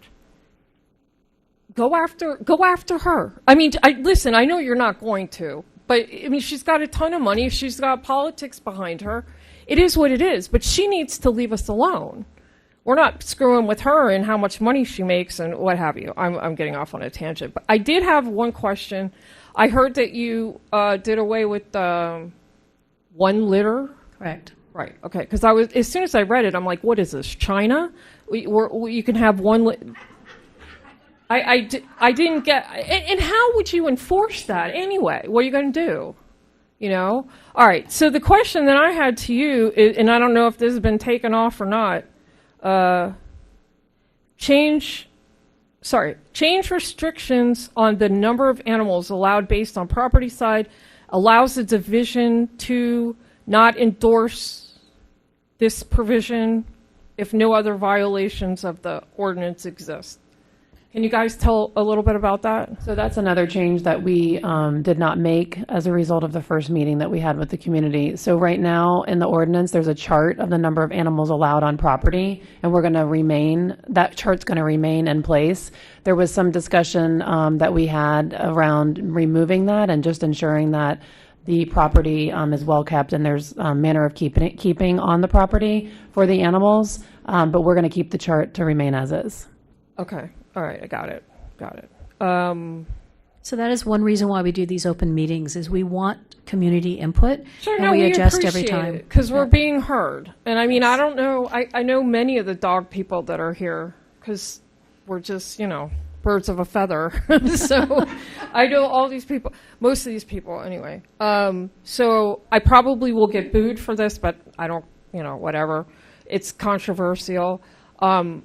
I would be curious to find out, because everybody, most of the shelters report that the number one dog that's in the pounds and in animal control and what have you are pit bulls. That's not correct. It's actually mixed breed dogs. Mixed breed dogs. So Okay. if you look at mixed breeds, when you do the genetic analysis of what people think of as a bully breed, 9 times out of 10, there are 20 different breeds mixed in there. And I've got pictures of dogs that everybody swears is a bully, and they're only like 6% Right. pit bull. No, I know. No, So we don't do breed labeling here. We do, these are all mixed breed dogs. And our cats are domestic short hair or Right. domestic long hair. Right. Okay. All right. What I was going to bring up is I was going to mention, why hasn't Palm Beach County done what Miami-Dade County did about 40 years ago? Which is? Ban pit bulls. Absolutely not. See? Absolutely not. We don't breed label because breeds are not inherently good or bad. Individual dogs are the issue. I could argue that with you, which I won't, because that's not what this is about. But that's actually not true. Those dogs were bred to fight. It's in their blood. If you go and you pull up all the dog bite deaths, fatal instances, and they're good. Please stop.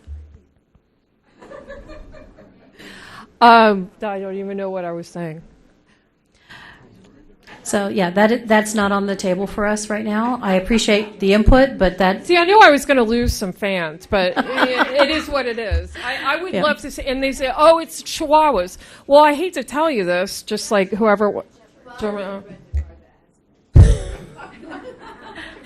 Anyhow. And the Miami ban was overturned also.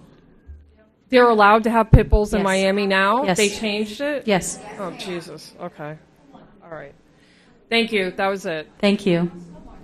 Hi, Go it's ahead. Lorna again. Michelle, thank you. And just to add to what she was saying with regards to the parent clubs, the AKC parent clubs all have their own breed rescue. And if you haven't got a copy of all the lists, Jan, I'm very happy to get that for you so that you can reach out to them, because their breed rescues have contacts of people who want those breed-specific dogs. Yes, we do have quite a few of the breed specifics on our rescues. They may only pull 1 or 2 dogs every few years, but there are a part of our 300 plus listed rescues. Okay, thank you. And I want to say, applaud you again for trying to do something about stopping people from bringing in a lot of dogs from out of state, however they acquire them, because or from even out of county, because while our shelters are full and oversubscribed and our volunteers are suffering rescue fatigue, and I applaud them for the work that they do. It's incredible. We need to try and figure out a way, and I'm hoping the legislation that you're trying to put in place, the verbiage, is going to cover that and stop people from bringing in dogs into the county while our shelters are full. Sorry, I'm one for making lots of notes, and I'm trying to be quick. I'm not doing a Michelle on you. Okay, the part about the vaccinations, okay. I have a little bit of concern for that because I'm a holistic type of person. I don't like to over-vaccinate. I do the rabies with my dog, get the rabies because that is compulsory and it's absolutely necessary, so I do the 3-year rabies. Now, annually, my dogs have a wellness check with the veterinarian. That's what I do. I want to know if there's a problem occurring, whether it's a pancreatic or anything, any issue internally with full blood works. I do titer testing for the antibodies for all of the different diseases. Now, there are certain breeds that cannot have leptospirosis because it attacks their internal organs. You're putting this in to request this to actually be a compulsory vaccination program. Am I correct in my understanding? If your veterinarian says your particular dog does not or should not have that, that's also part of the caveat in there, that your veterinarian, we just don't want people arbitrarily saying, I don't like it, they have no medical background, but if your veterinarian says, no, this dog should not have it, then yes, we will abide by that. Okay. That The I just exception want- is rabies because that is a state mandated. That absolutely, and I agree that rabies should always be given. The titer testing that is done, because I've observed this over 35 years of breeding, and the titer testing can actually last, once you've given them the first set of shots. Yes. It can be 6 years before they need to be re-vaccinated, and I always do my vaccinations singly. I don't give them in bulk because that can compromise their immune system, because I'm all about the dogs being healthy and being well cared for, which is why I have the annual wellness check, a bit like myself. So those are some points that I wanted to make. The other point I'd like to make, and I'm sorry, folks, if you're bored, the problem that we're dealing with is not the dogs that are causing the problem, it's irresponsible people that are causing the problem. So how do we address that? That's a big issue in my mind. Is, again, we have to go back to education. We have to go back to starting to work with kids in schools, teaching them about responsible ownership. We have to try and make people more accountable for if their dogs are getting out loose, if they're letting the dogs go and get bred. I understand you're trying to cover all of that in the legislation. But my big thing is, and it has been raised, is defining a purpose-bred, ethical, responsible breeder, which you term hobby breeder, and maybe we need to change the definitions and get a good verbiage for irresponsible people that allow their dogs to either roam, to get out, get dogs together, get bred, whether they do it on purpose or not. It's the irresponsibility of those people that are causing your problem, as I see it, of being oversubscribed and dogs ending up in your care. And again, I applaud you for all the work you've done, Jan. I've watched it over the last, I don't know how many years since you've been in the job. And Stephanie, and I think you guys are doing it's a tough job. And I know you're always calling out for people to help, and we're all trying to help. And I just hope we can get this all resolved by working together. And thank you. Thank you to everybody. Go ahead. Hi, my name is Rachel Winsek. I am a community cat trapper. I want to thank you all for the work that you do in the community and from Palm Beach County. Assistant Director, I know that you'll be retiring soon, so congratulations. Sergeant Black, I work closely with you with the community cats. I'm here to talk about the cats, but first I want to just put that, well, there's a lot of hobby breeders here or dog breeders here, and I am for raising and increasing the costs associated with such. Everything is more expensive today, so I feel like that should be associated with breeders as well. If they're worried about their costs going up and the fees that they have to pay or their vet costs, they should increase the costs for their pets they're selling. And maybe that would avoid bad owners or owners that aren't available to, or can pay for that dog to own that dog. But first, I wanted to, according to the ordinances, there's a few community cat questions I have or additions that I would like to include. In the new ordinance, it's mentioned that you wanted to address situations with municipalities and homeowners associations and homeowners regarding community cats. Will this also include mobile home parks?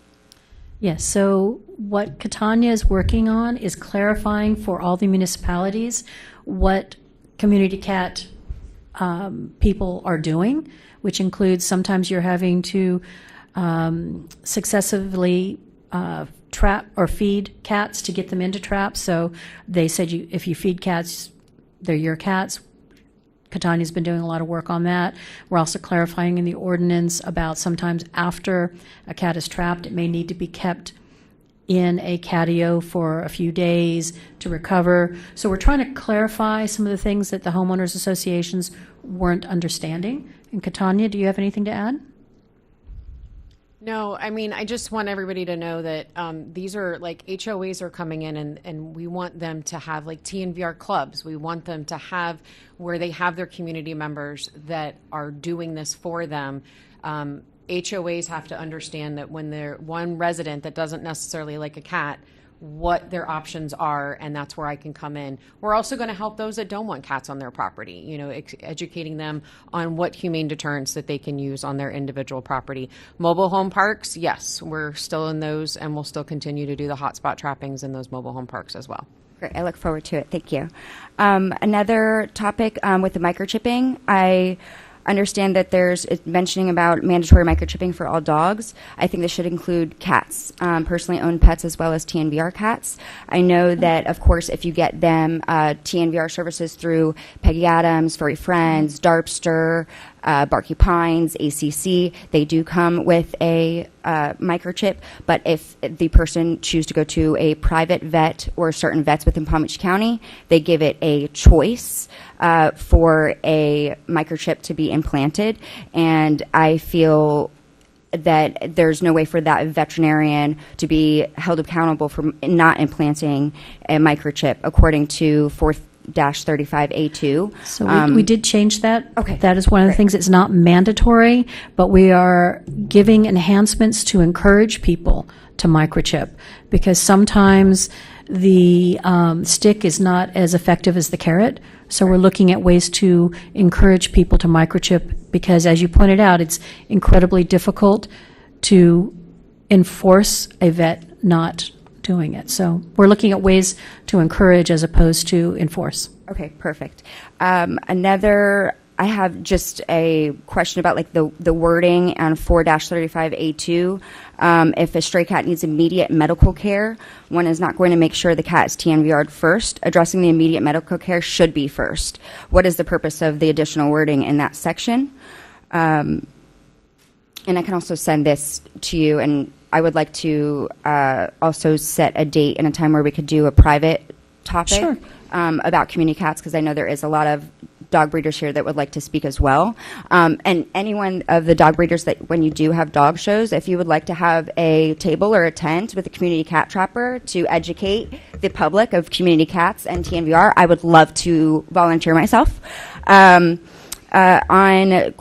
the ordinance 4-35G, what do you consider a short period of time for recovery? Did you change that wording as well? No, that is still listed as a short period, because the veterinarian and the carer will decide what a short period is. Okay. So if they're recovering just from a neuter, it might be 12 hours. If they're recovering from a mammary tumor excision, it could be a week. Right. And we know that other injuries could take a lot longer, amputations, things like that.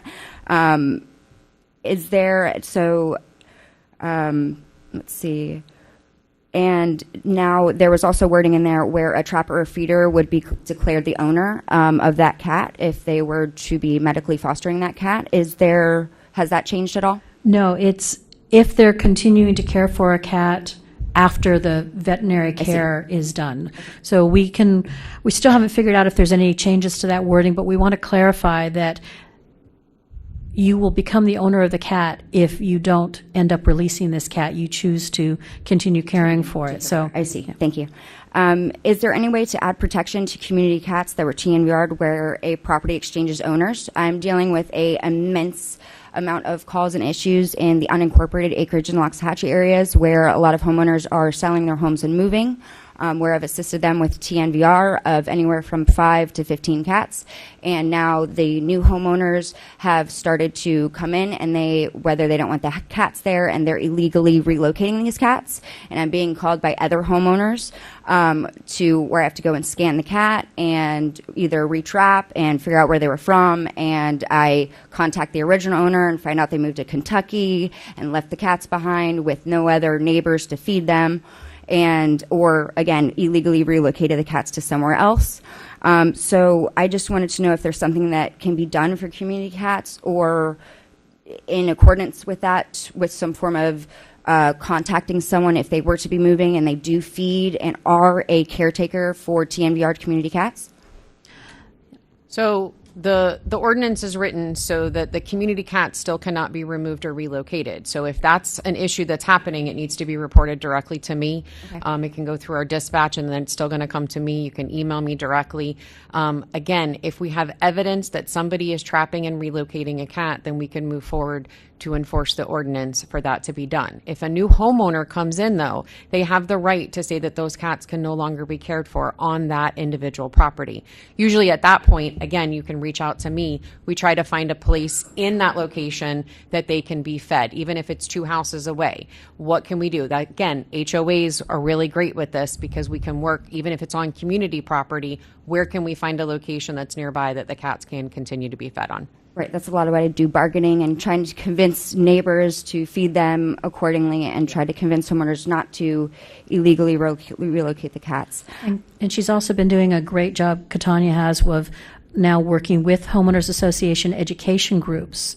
So she's now giving, quarterly or monthly lectures and talks to try and make sure that she is seen as that person to help with these issues. Yeah, that's kind of where we want to go, is that to be that face and that contact, that if any communities are having issues, they can pick up the phone and say, oh, well, let's work with Sergeant Black. Even if it is, that there's dogs running loose, what can we do so that we can get the right of our field department that can also help with those situations as well? Awesome. I thank you for that, Sergeant Black. I know you work very closely with the community and especially with me, so I thank you for that. Another issue that I have right now that has arisen more so recently than ever before, I have a lot of people of the community being told that if they are found walking kittens are being found, whether they're in the woods, the middle of the road, on their property, to leave them there until they are at the age or weight for TNVR. I believe that what that issue does is, if I leave 5 kittens for there to not be taken and to become the age or weight to be TNVR'd, when I go back a couple months later to try to find those 5 kittens, it's less likely for me to find all those 5 kittens. And as we know with your rhetoric here, 1 year, 1 cat unsterilized can produce 24. So at the end of a fiscal year, 4 female cats that are unsterilized turn into 96. And I feel that that's a huge kind of gray area with our unsterilized overpopulation of community cats. So what we're trying to do is encourage people not to kidnap. So those kittens that are 1 to 3 weeks old, that are still being nursing, those are the ones that we're asking people to leave with their mother unless the mother has actually not been seen for 24 hours. So those are the ones that we're trying to encourage them to leave there and keep an eye on it, and then bring the kittens in when they're 4 to 6 to 8 weeks old, not the 6 to 8 week old ones running across the streets. I see. So so when a person has a on their property a mother cat with kittens and they're neonates, let's say, are you telling them to leave them there until they're at that 6 to 8 week age and then bring them into ACC with the mother Correct. to be And sterilized? yes, and we also give them the traps. We have our kitten go bags where if somebody comes in and says, hey, I've got kittens, we've got a little quick, here's some supplemental food, here's what you need to do. That's part of one of our newer initiatives on pushing the don't kidnap. Perfect. And I think that's the only other thing. I don't know if this is a possibility or what have you, but with the microchips for the TNVR cats, we're having sometimes a lot of issues where the databases are not communicating with each other. So I have to go onto AKC, ACC, Peggy Adams. I end up calling 8 different places just to see where that chip is registered to, and then call back and say, okay, it was TNVR at Parkview Pines, and then they give me those where the cat came from or the person's number. Is there a way to? So we are working on that now. In fact, we changed our reporting requirements for the groups that are doing TNVR with us. They now give us the microchip and the location and the trapper's name that we are putting into ours. That just started, I want to say, 6 or 8 months ago. Okay. So it'll take a few years before it's really usable, but right now it's a start. Okay. And is there a way to implement that where if there is a unsterilized cat that is trapped and it is in a trap that it must get TNVR'd, even if there's not a TNVR appointment for that cat? We do that right now. Okay. So So anyone of the anybody- public that has a cat in a trap can bring it into ACC and get that cat TNVR Yes, for we free. prefer to have appointments, but we almost every week are getting 3 or 4 people saying, I just trapped this cat, it's not mine. We comes in, gets an exam, gets sterilized, ear tipped, and vaccinated, and is returned back to the person who trapped it. Beautiful. Thank you so much for your No time. I worries. appreciate it. And thank you all for what you do for our community. Thank you. Go ahead. Hi. I have just a couple of things, and I do want to say that I do not think that any of the dog people here are the problem that you're trying to address. Mhm. I would like to see protocols that would trap the people that are not hobby breeding, but just bulk breeding and throwing them on Craigslist. Can you introduce yourself? My name is Tammy Panza. I'm a local trapper, animal advocate. I'd say you're legislating 135 people that maybe are not the problem. You can go on to Craigslist, Facebook.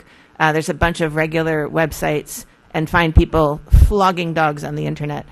I would say that there needs to be an increase in protocol to proactively sting these people that are doing that, because you're basically legislating the people that are following the rules, 135 people, and how many dogs in your facility were bred by these people? I'd say none of them. So there needs to be some proactive. And again, I think I'm going to talk a little bit more about protocols than the ordinances. The spay-neuter appointments, more people get turned away. They bring a cat. Some people can get in cats very easily to ACC to get them TNVR'd. A lot of people are turned away.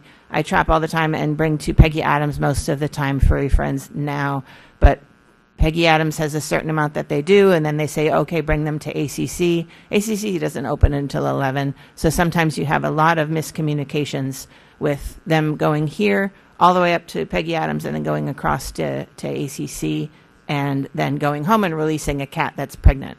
So I know there's been some situations lately where they say, any pregnant cat, you bring it in.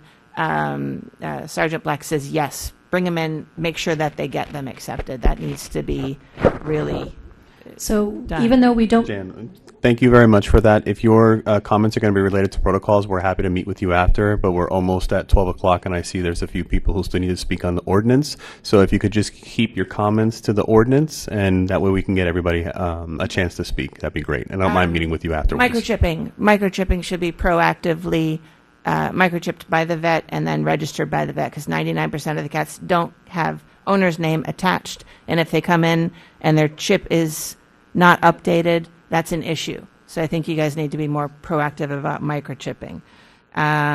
Care of animals after TNR. A lot of people are TNRing at the expense of themselves or helping. To have it legislated that you can't give them care unless you own the cat, etc., you need to have leeway for that.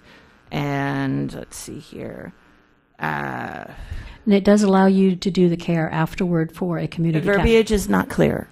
So I think the communication to people needs to be very clear. So let's see here. And then also regarding animal ownership numbers, the rescues are obviously, with a lot of them foster-based, they're going to be immediately not following the rules. So you need to have some allowance for rescues to have the animals, because I've looked at the numbers where the animals are going out to rescue. There's a lot of them. There's a lot more going out to rescue than there are being euthanized, thank goodness. But we still have a lot of animals being euthanized, and I'd like to stop that. So just more communication to everybody regarding the policies and protocols that you guys have, because a lot of it's lost in the woods. So thank you. Okay, thank you. And just to add, once this ordinance revision is approved by our Board of County Commissioners, we will be doing a ton of messaging to the public to not only ensure the public is aware of the changes in the ordinance, but also our current protocols in place. So it'll give an opportunity to bring awareness to everything that we do here in animal care and control. Great, go ahead. Hi, my name is Deanne Gentile, and I've actually been a cat rescue person. I've done some dogs too, but for over 40 years. I'm currently in not such a great area of Delray Beach, and we've had major issues. The one thing I do remember, because I have been doing it for such a long time, at one time we talked about that it's illegal to trap and dump. That at one time was in the ordinance. That's still in the ordinance, correct, Dave? I did not see that. It was like at the top, because I'm telling you now, in the areas of trapping, the people that don't like the community cats, that is a number one for them. Let me double check on that, but I thought it was still in there, not in the community cat part, but in the earlier part. Yeah. So let me find that again. What we're trying to do is put that through in the in the community cat, because what we're trying to do is we're actually out there, the ones unfortunately burdened with having to try and educate these people. And we need something that is very clear, not something they have to dissect or they don't understand. Because when you say, but it is law, that they have these cats roaming their property, they claim they're their cats, they won't let us trap them, but yet, where's your food, where's your water, where's the paperwork that they have been vaccinated? They're allowing them to breed out. We go there and say, can we help you with these kittens? Can we take these kittens? Because I did see in the ordinance where it states no kittens are to be left on. We're supposed to take the kittens. You're not really supposed to be leaving kittens out on the streets. And when you do that, they're told, which is just recent, I'm in a situation right now with this, no, you can't take them because we need them. Who needs them? The people who's on their property. They need the kittens. The reason why they need the kittens is because they need the kittens to do the rat control.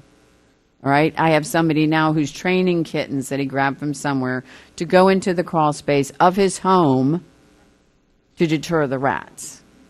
Okay? So this is what we're dealing with. So if I even try and get them to get off of the property, oh, you're met with horrible, horrible resistance. So at this point in time, what I'm trying to say is if we can get something that's a little bit clearer that we could hand out while we're trying to educate them that it is not only in the best interest of the animal, which they don't really care, honestly, because the food bowls are disgusting if they even put bowls out. They don't feed them. They don't do it because they want them to go after the rats in their yards. But if we could get something that states that, like we was trying to say, it's law that these animals have rabies. It's a safety issue for the community as well as the animals that these animals are walking around with no rabies.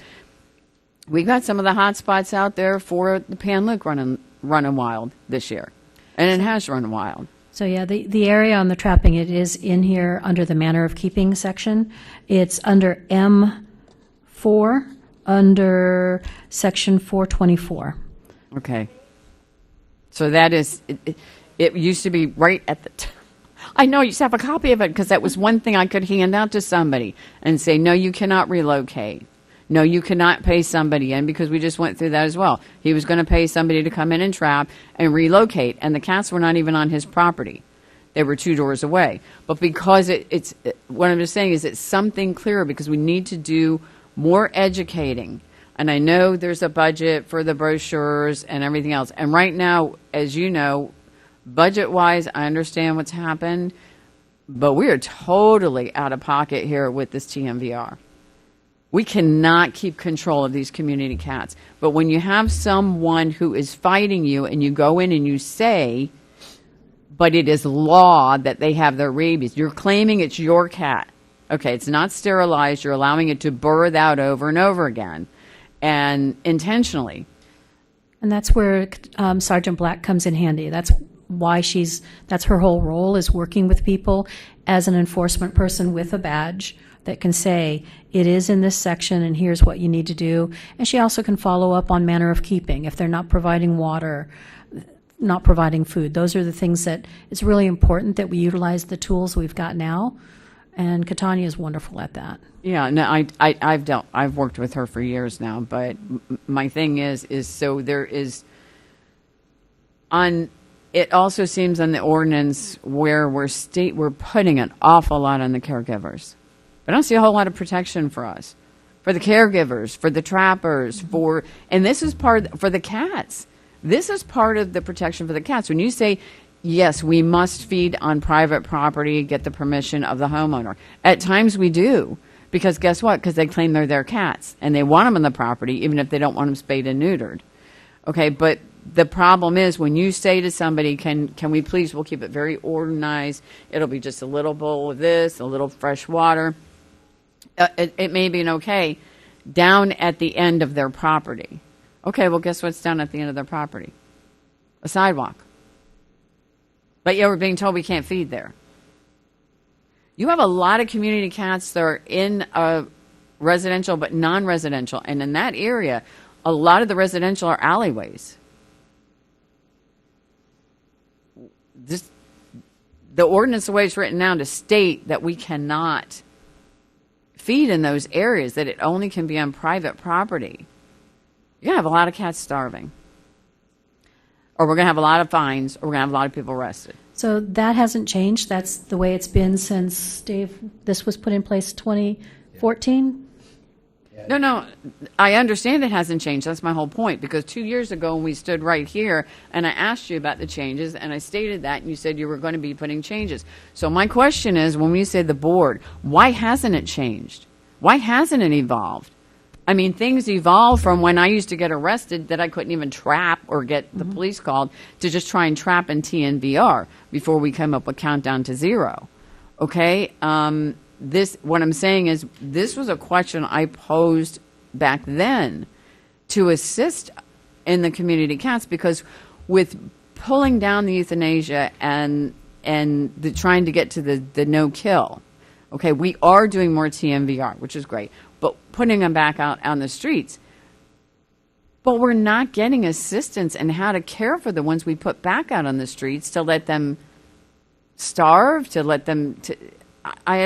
So my question is, why didn't that ordinance change? Why have we not progressed with going a little bit farther on stating that? I'm not saying parks and I'm not stating like that type of public. But when you say public, the alleyway is a public area. Basically, you can drive down it, you can walk down it, whatever. To me, that's public area. But if you can't find within a 10-block radius, you have about 50 cats that need to be fed that are TMVR'd. How are you supposed to maintain that colony, but yet it's still stating the caregivers are responsible? How are we supposed to do that? So thank you for your feedback. We'll definitely look into modifying the changes that were made when they put the community cat language in the ordinance several years ago. I know that we might have restrictions based on, zoning or, our planning, zoning and building of, where we can, feed cats, et cetera, but allow us to work with our attorney in modifying that language. Yeah, I do know that code is, and when you're talking about zoning, I know we deal with code a lot in that area, and I understand fully. But yes, that is a huge thing for us in certain areas where we cannot, like I said, or they state, yes, you can put it down at the end, not up by my house.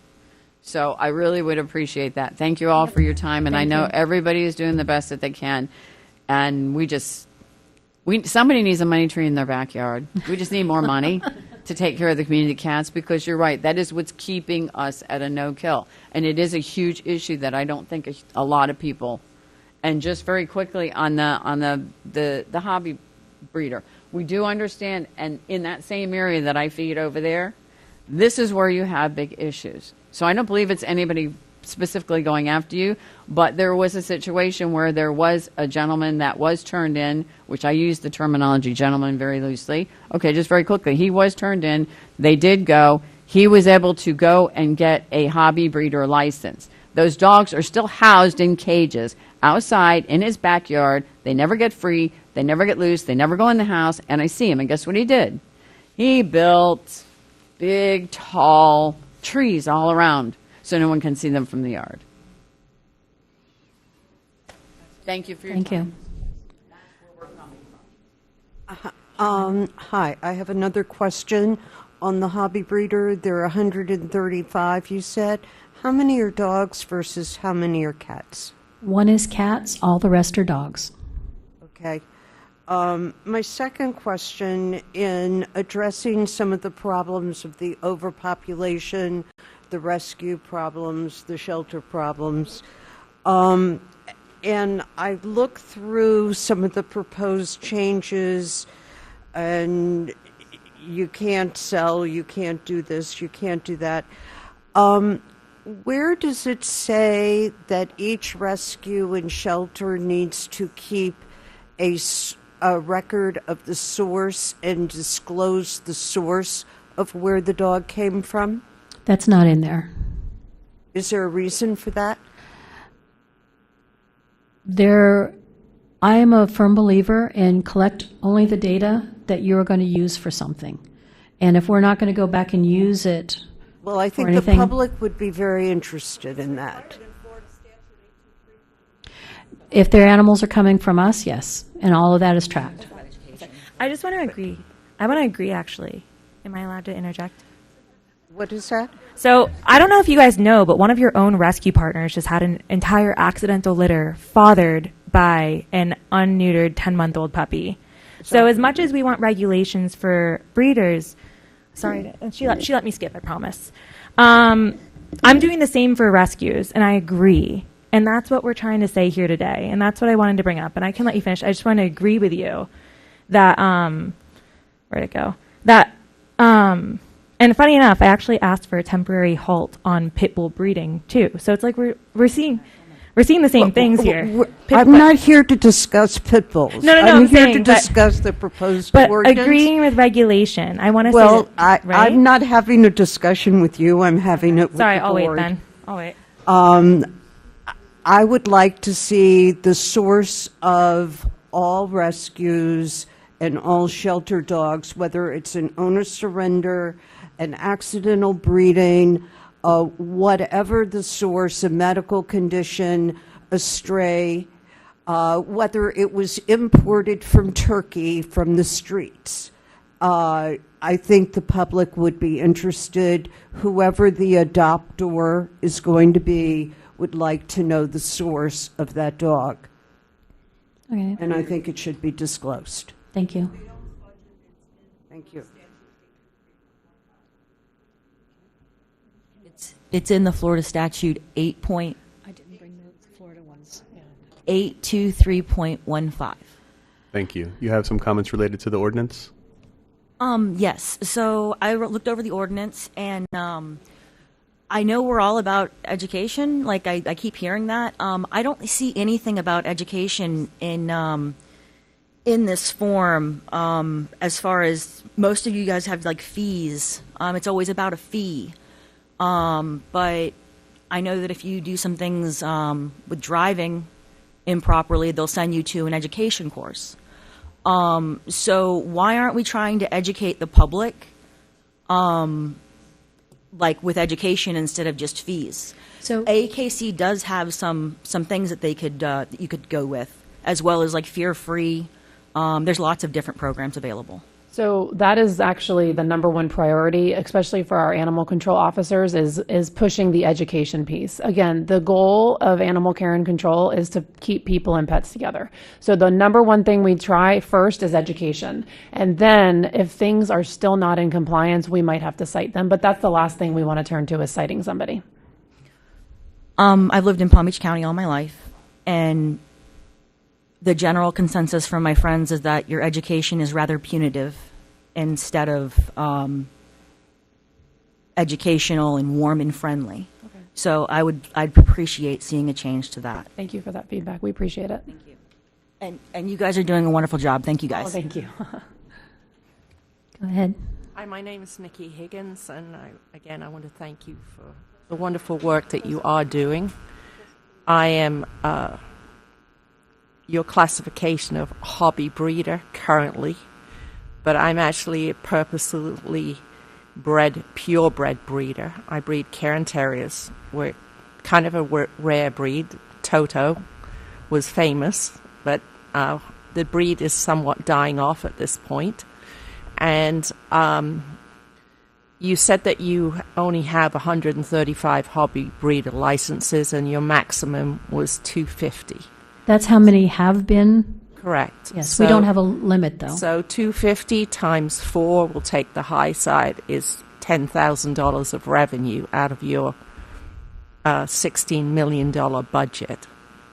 And I would request that of your hobby breeders, I don't know if you know how many of the hobby breeders are AKC breeders of merit, but maybe you can use the designation of the recognition from the AKC of breeders like myself that have purposely bred very few but very well health tested champions, and we can be excluded, or at least we can be excluded from a search of our house.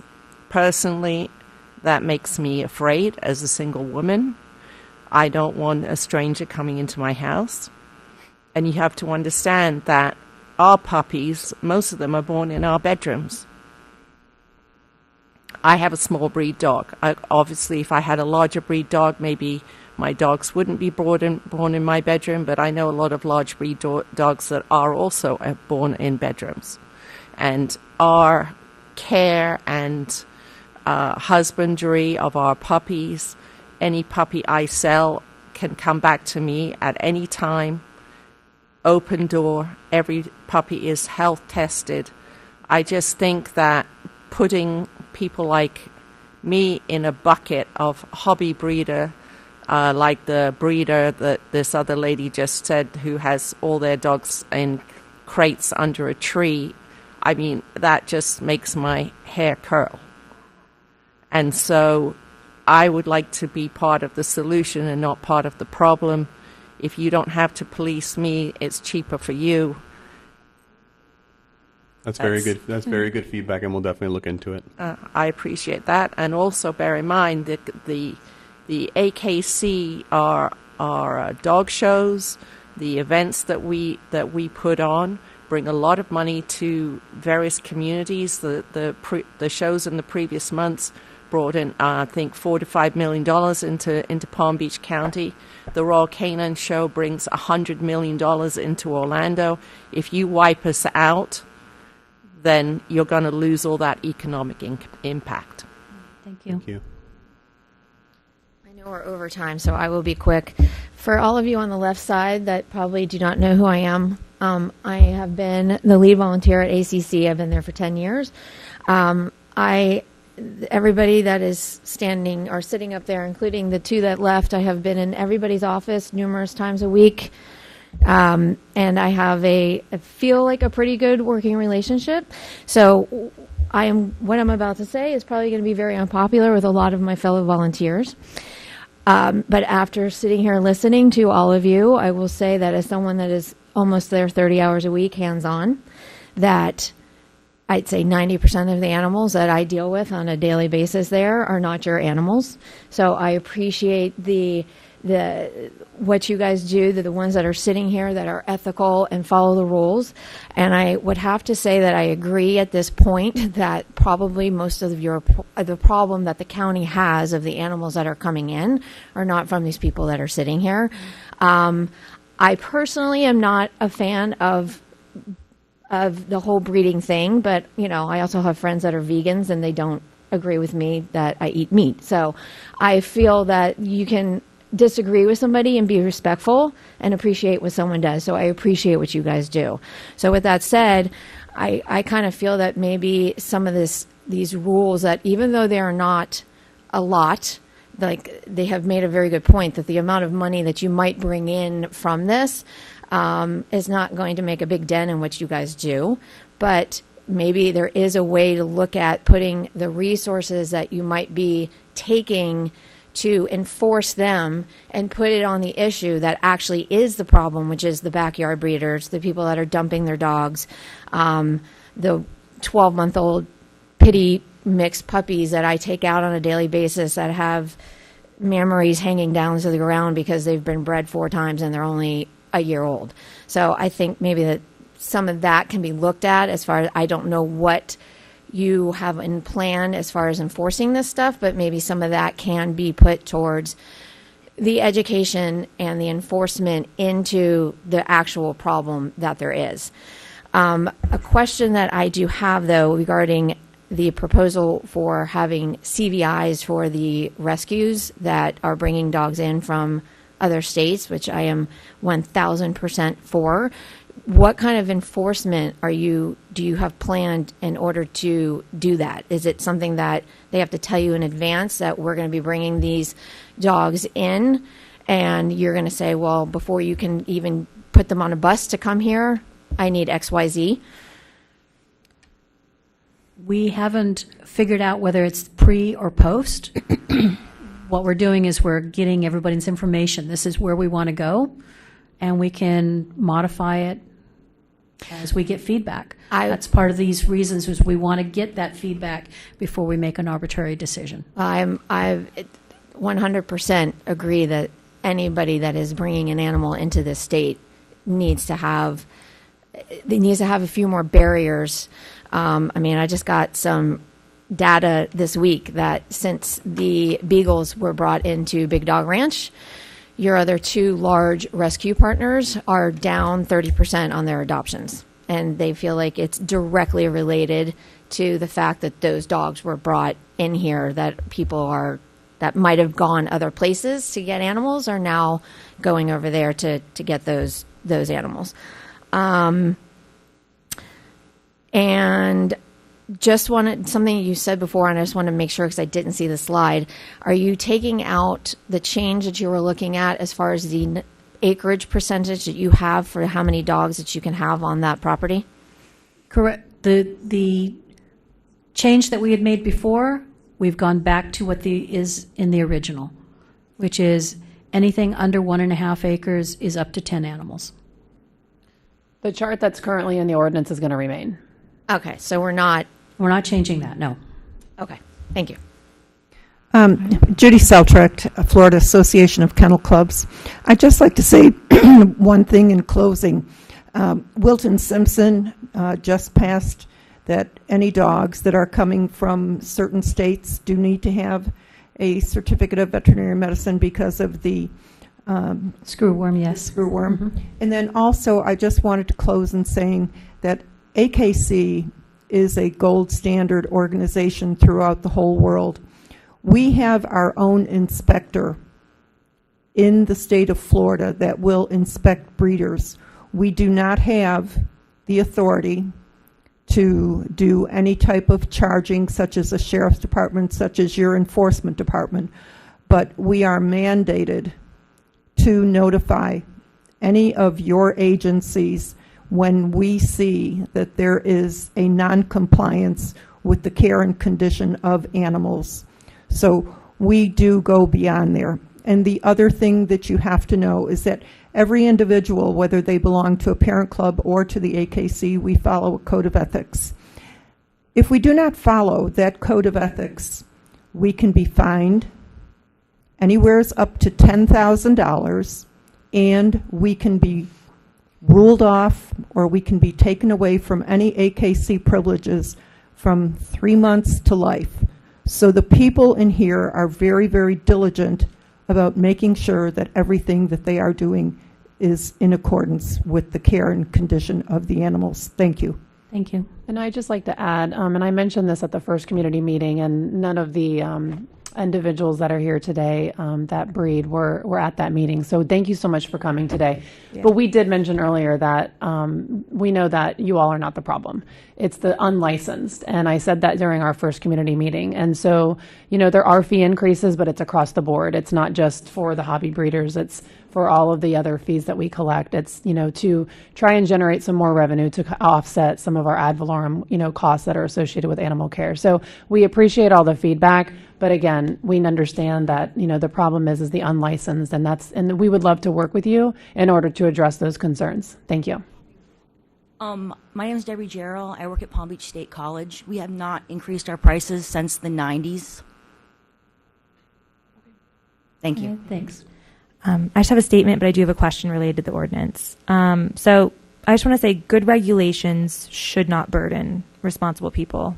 They should make it harder for these irresponsible people to undercut them. One case was last year when I saved 11 wolf dogs. I went there for 4. And I then found the 7 puppies that were hiding in the back that the animal control officer did not find during his home inspection. That was not in this county. Case in point, one of our partner rescues. Also, I think there should be good oversight of our partner rescues. A partner rescue just did something that's abominable, and I did report them. But I think something that would help a lot of us with the ordinance and figuring this out would be asking of the breeders who were cited or fined last year, how many were licensed hobby breeders and how many were operating without a license? Do you have those statistics? I don't have them with me. Unfortunately, Damon had to leave, so I can get those to you, though, and email them to you. Thank you. And do you know how many fines were collected last year? Would that also be him? Dave, do you remember?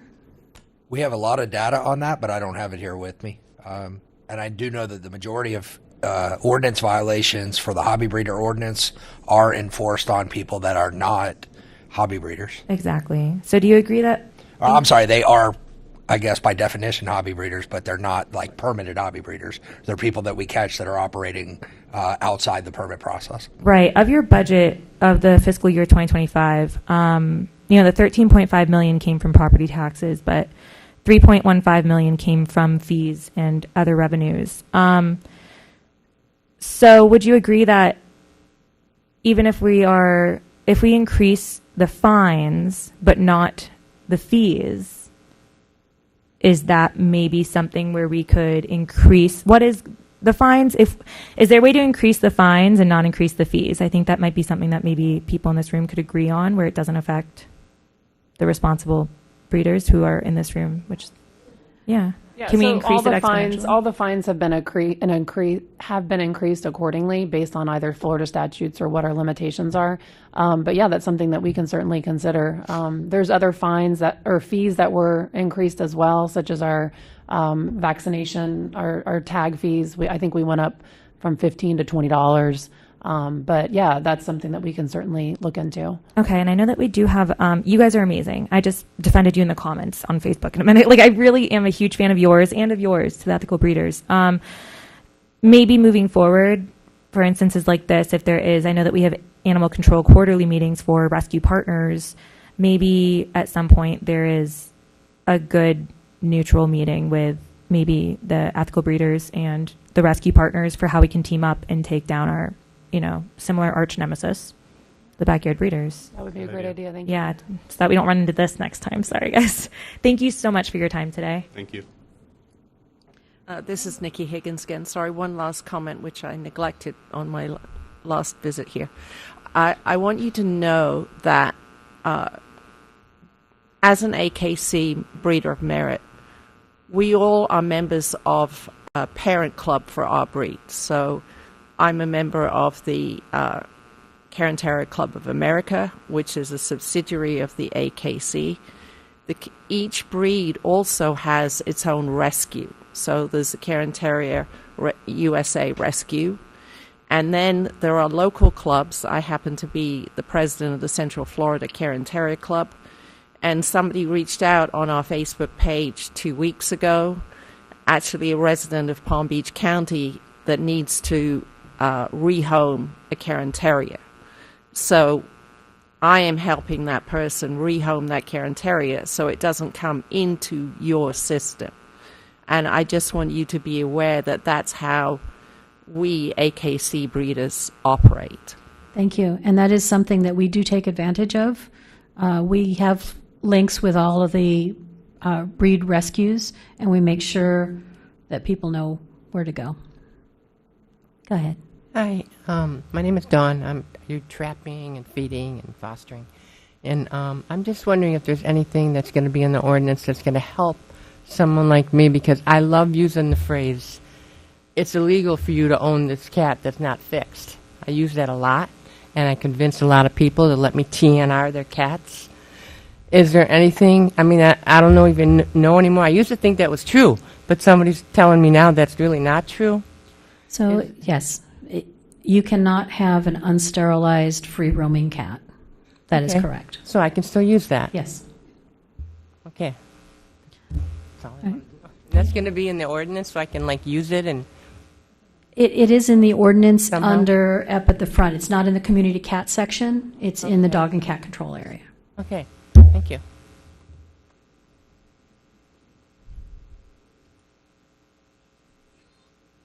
All right. I think if there's no other comments or questions, y'all feel free to grab my card. If you want to email me any comments or questions, we will continue to go through and update and distribute. Thank you very much. I appreciate all your time.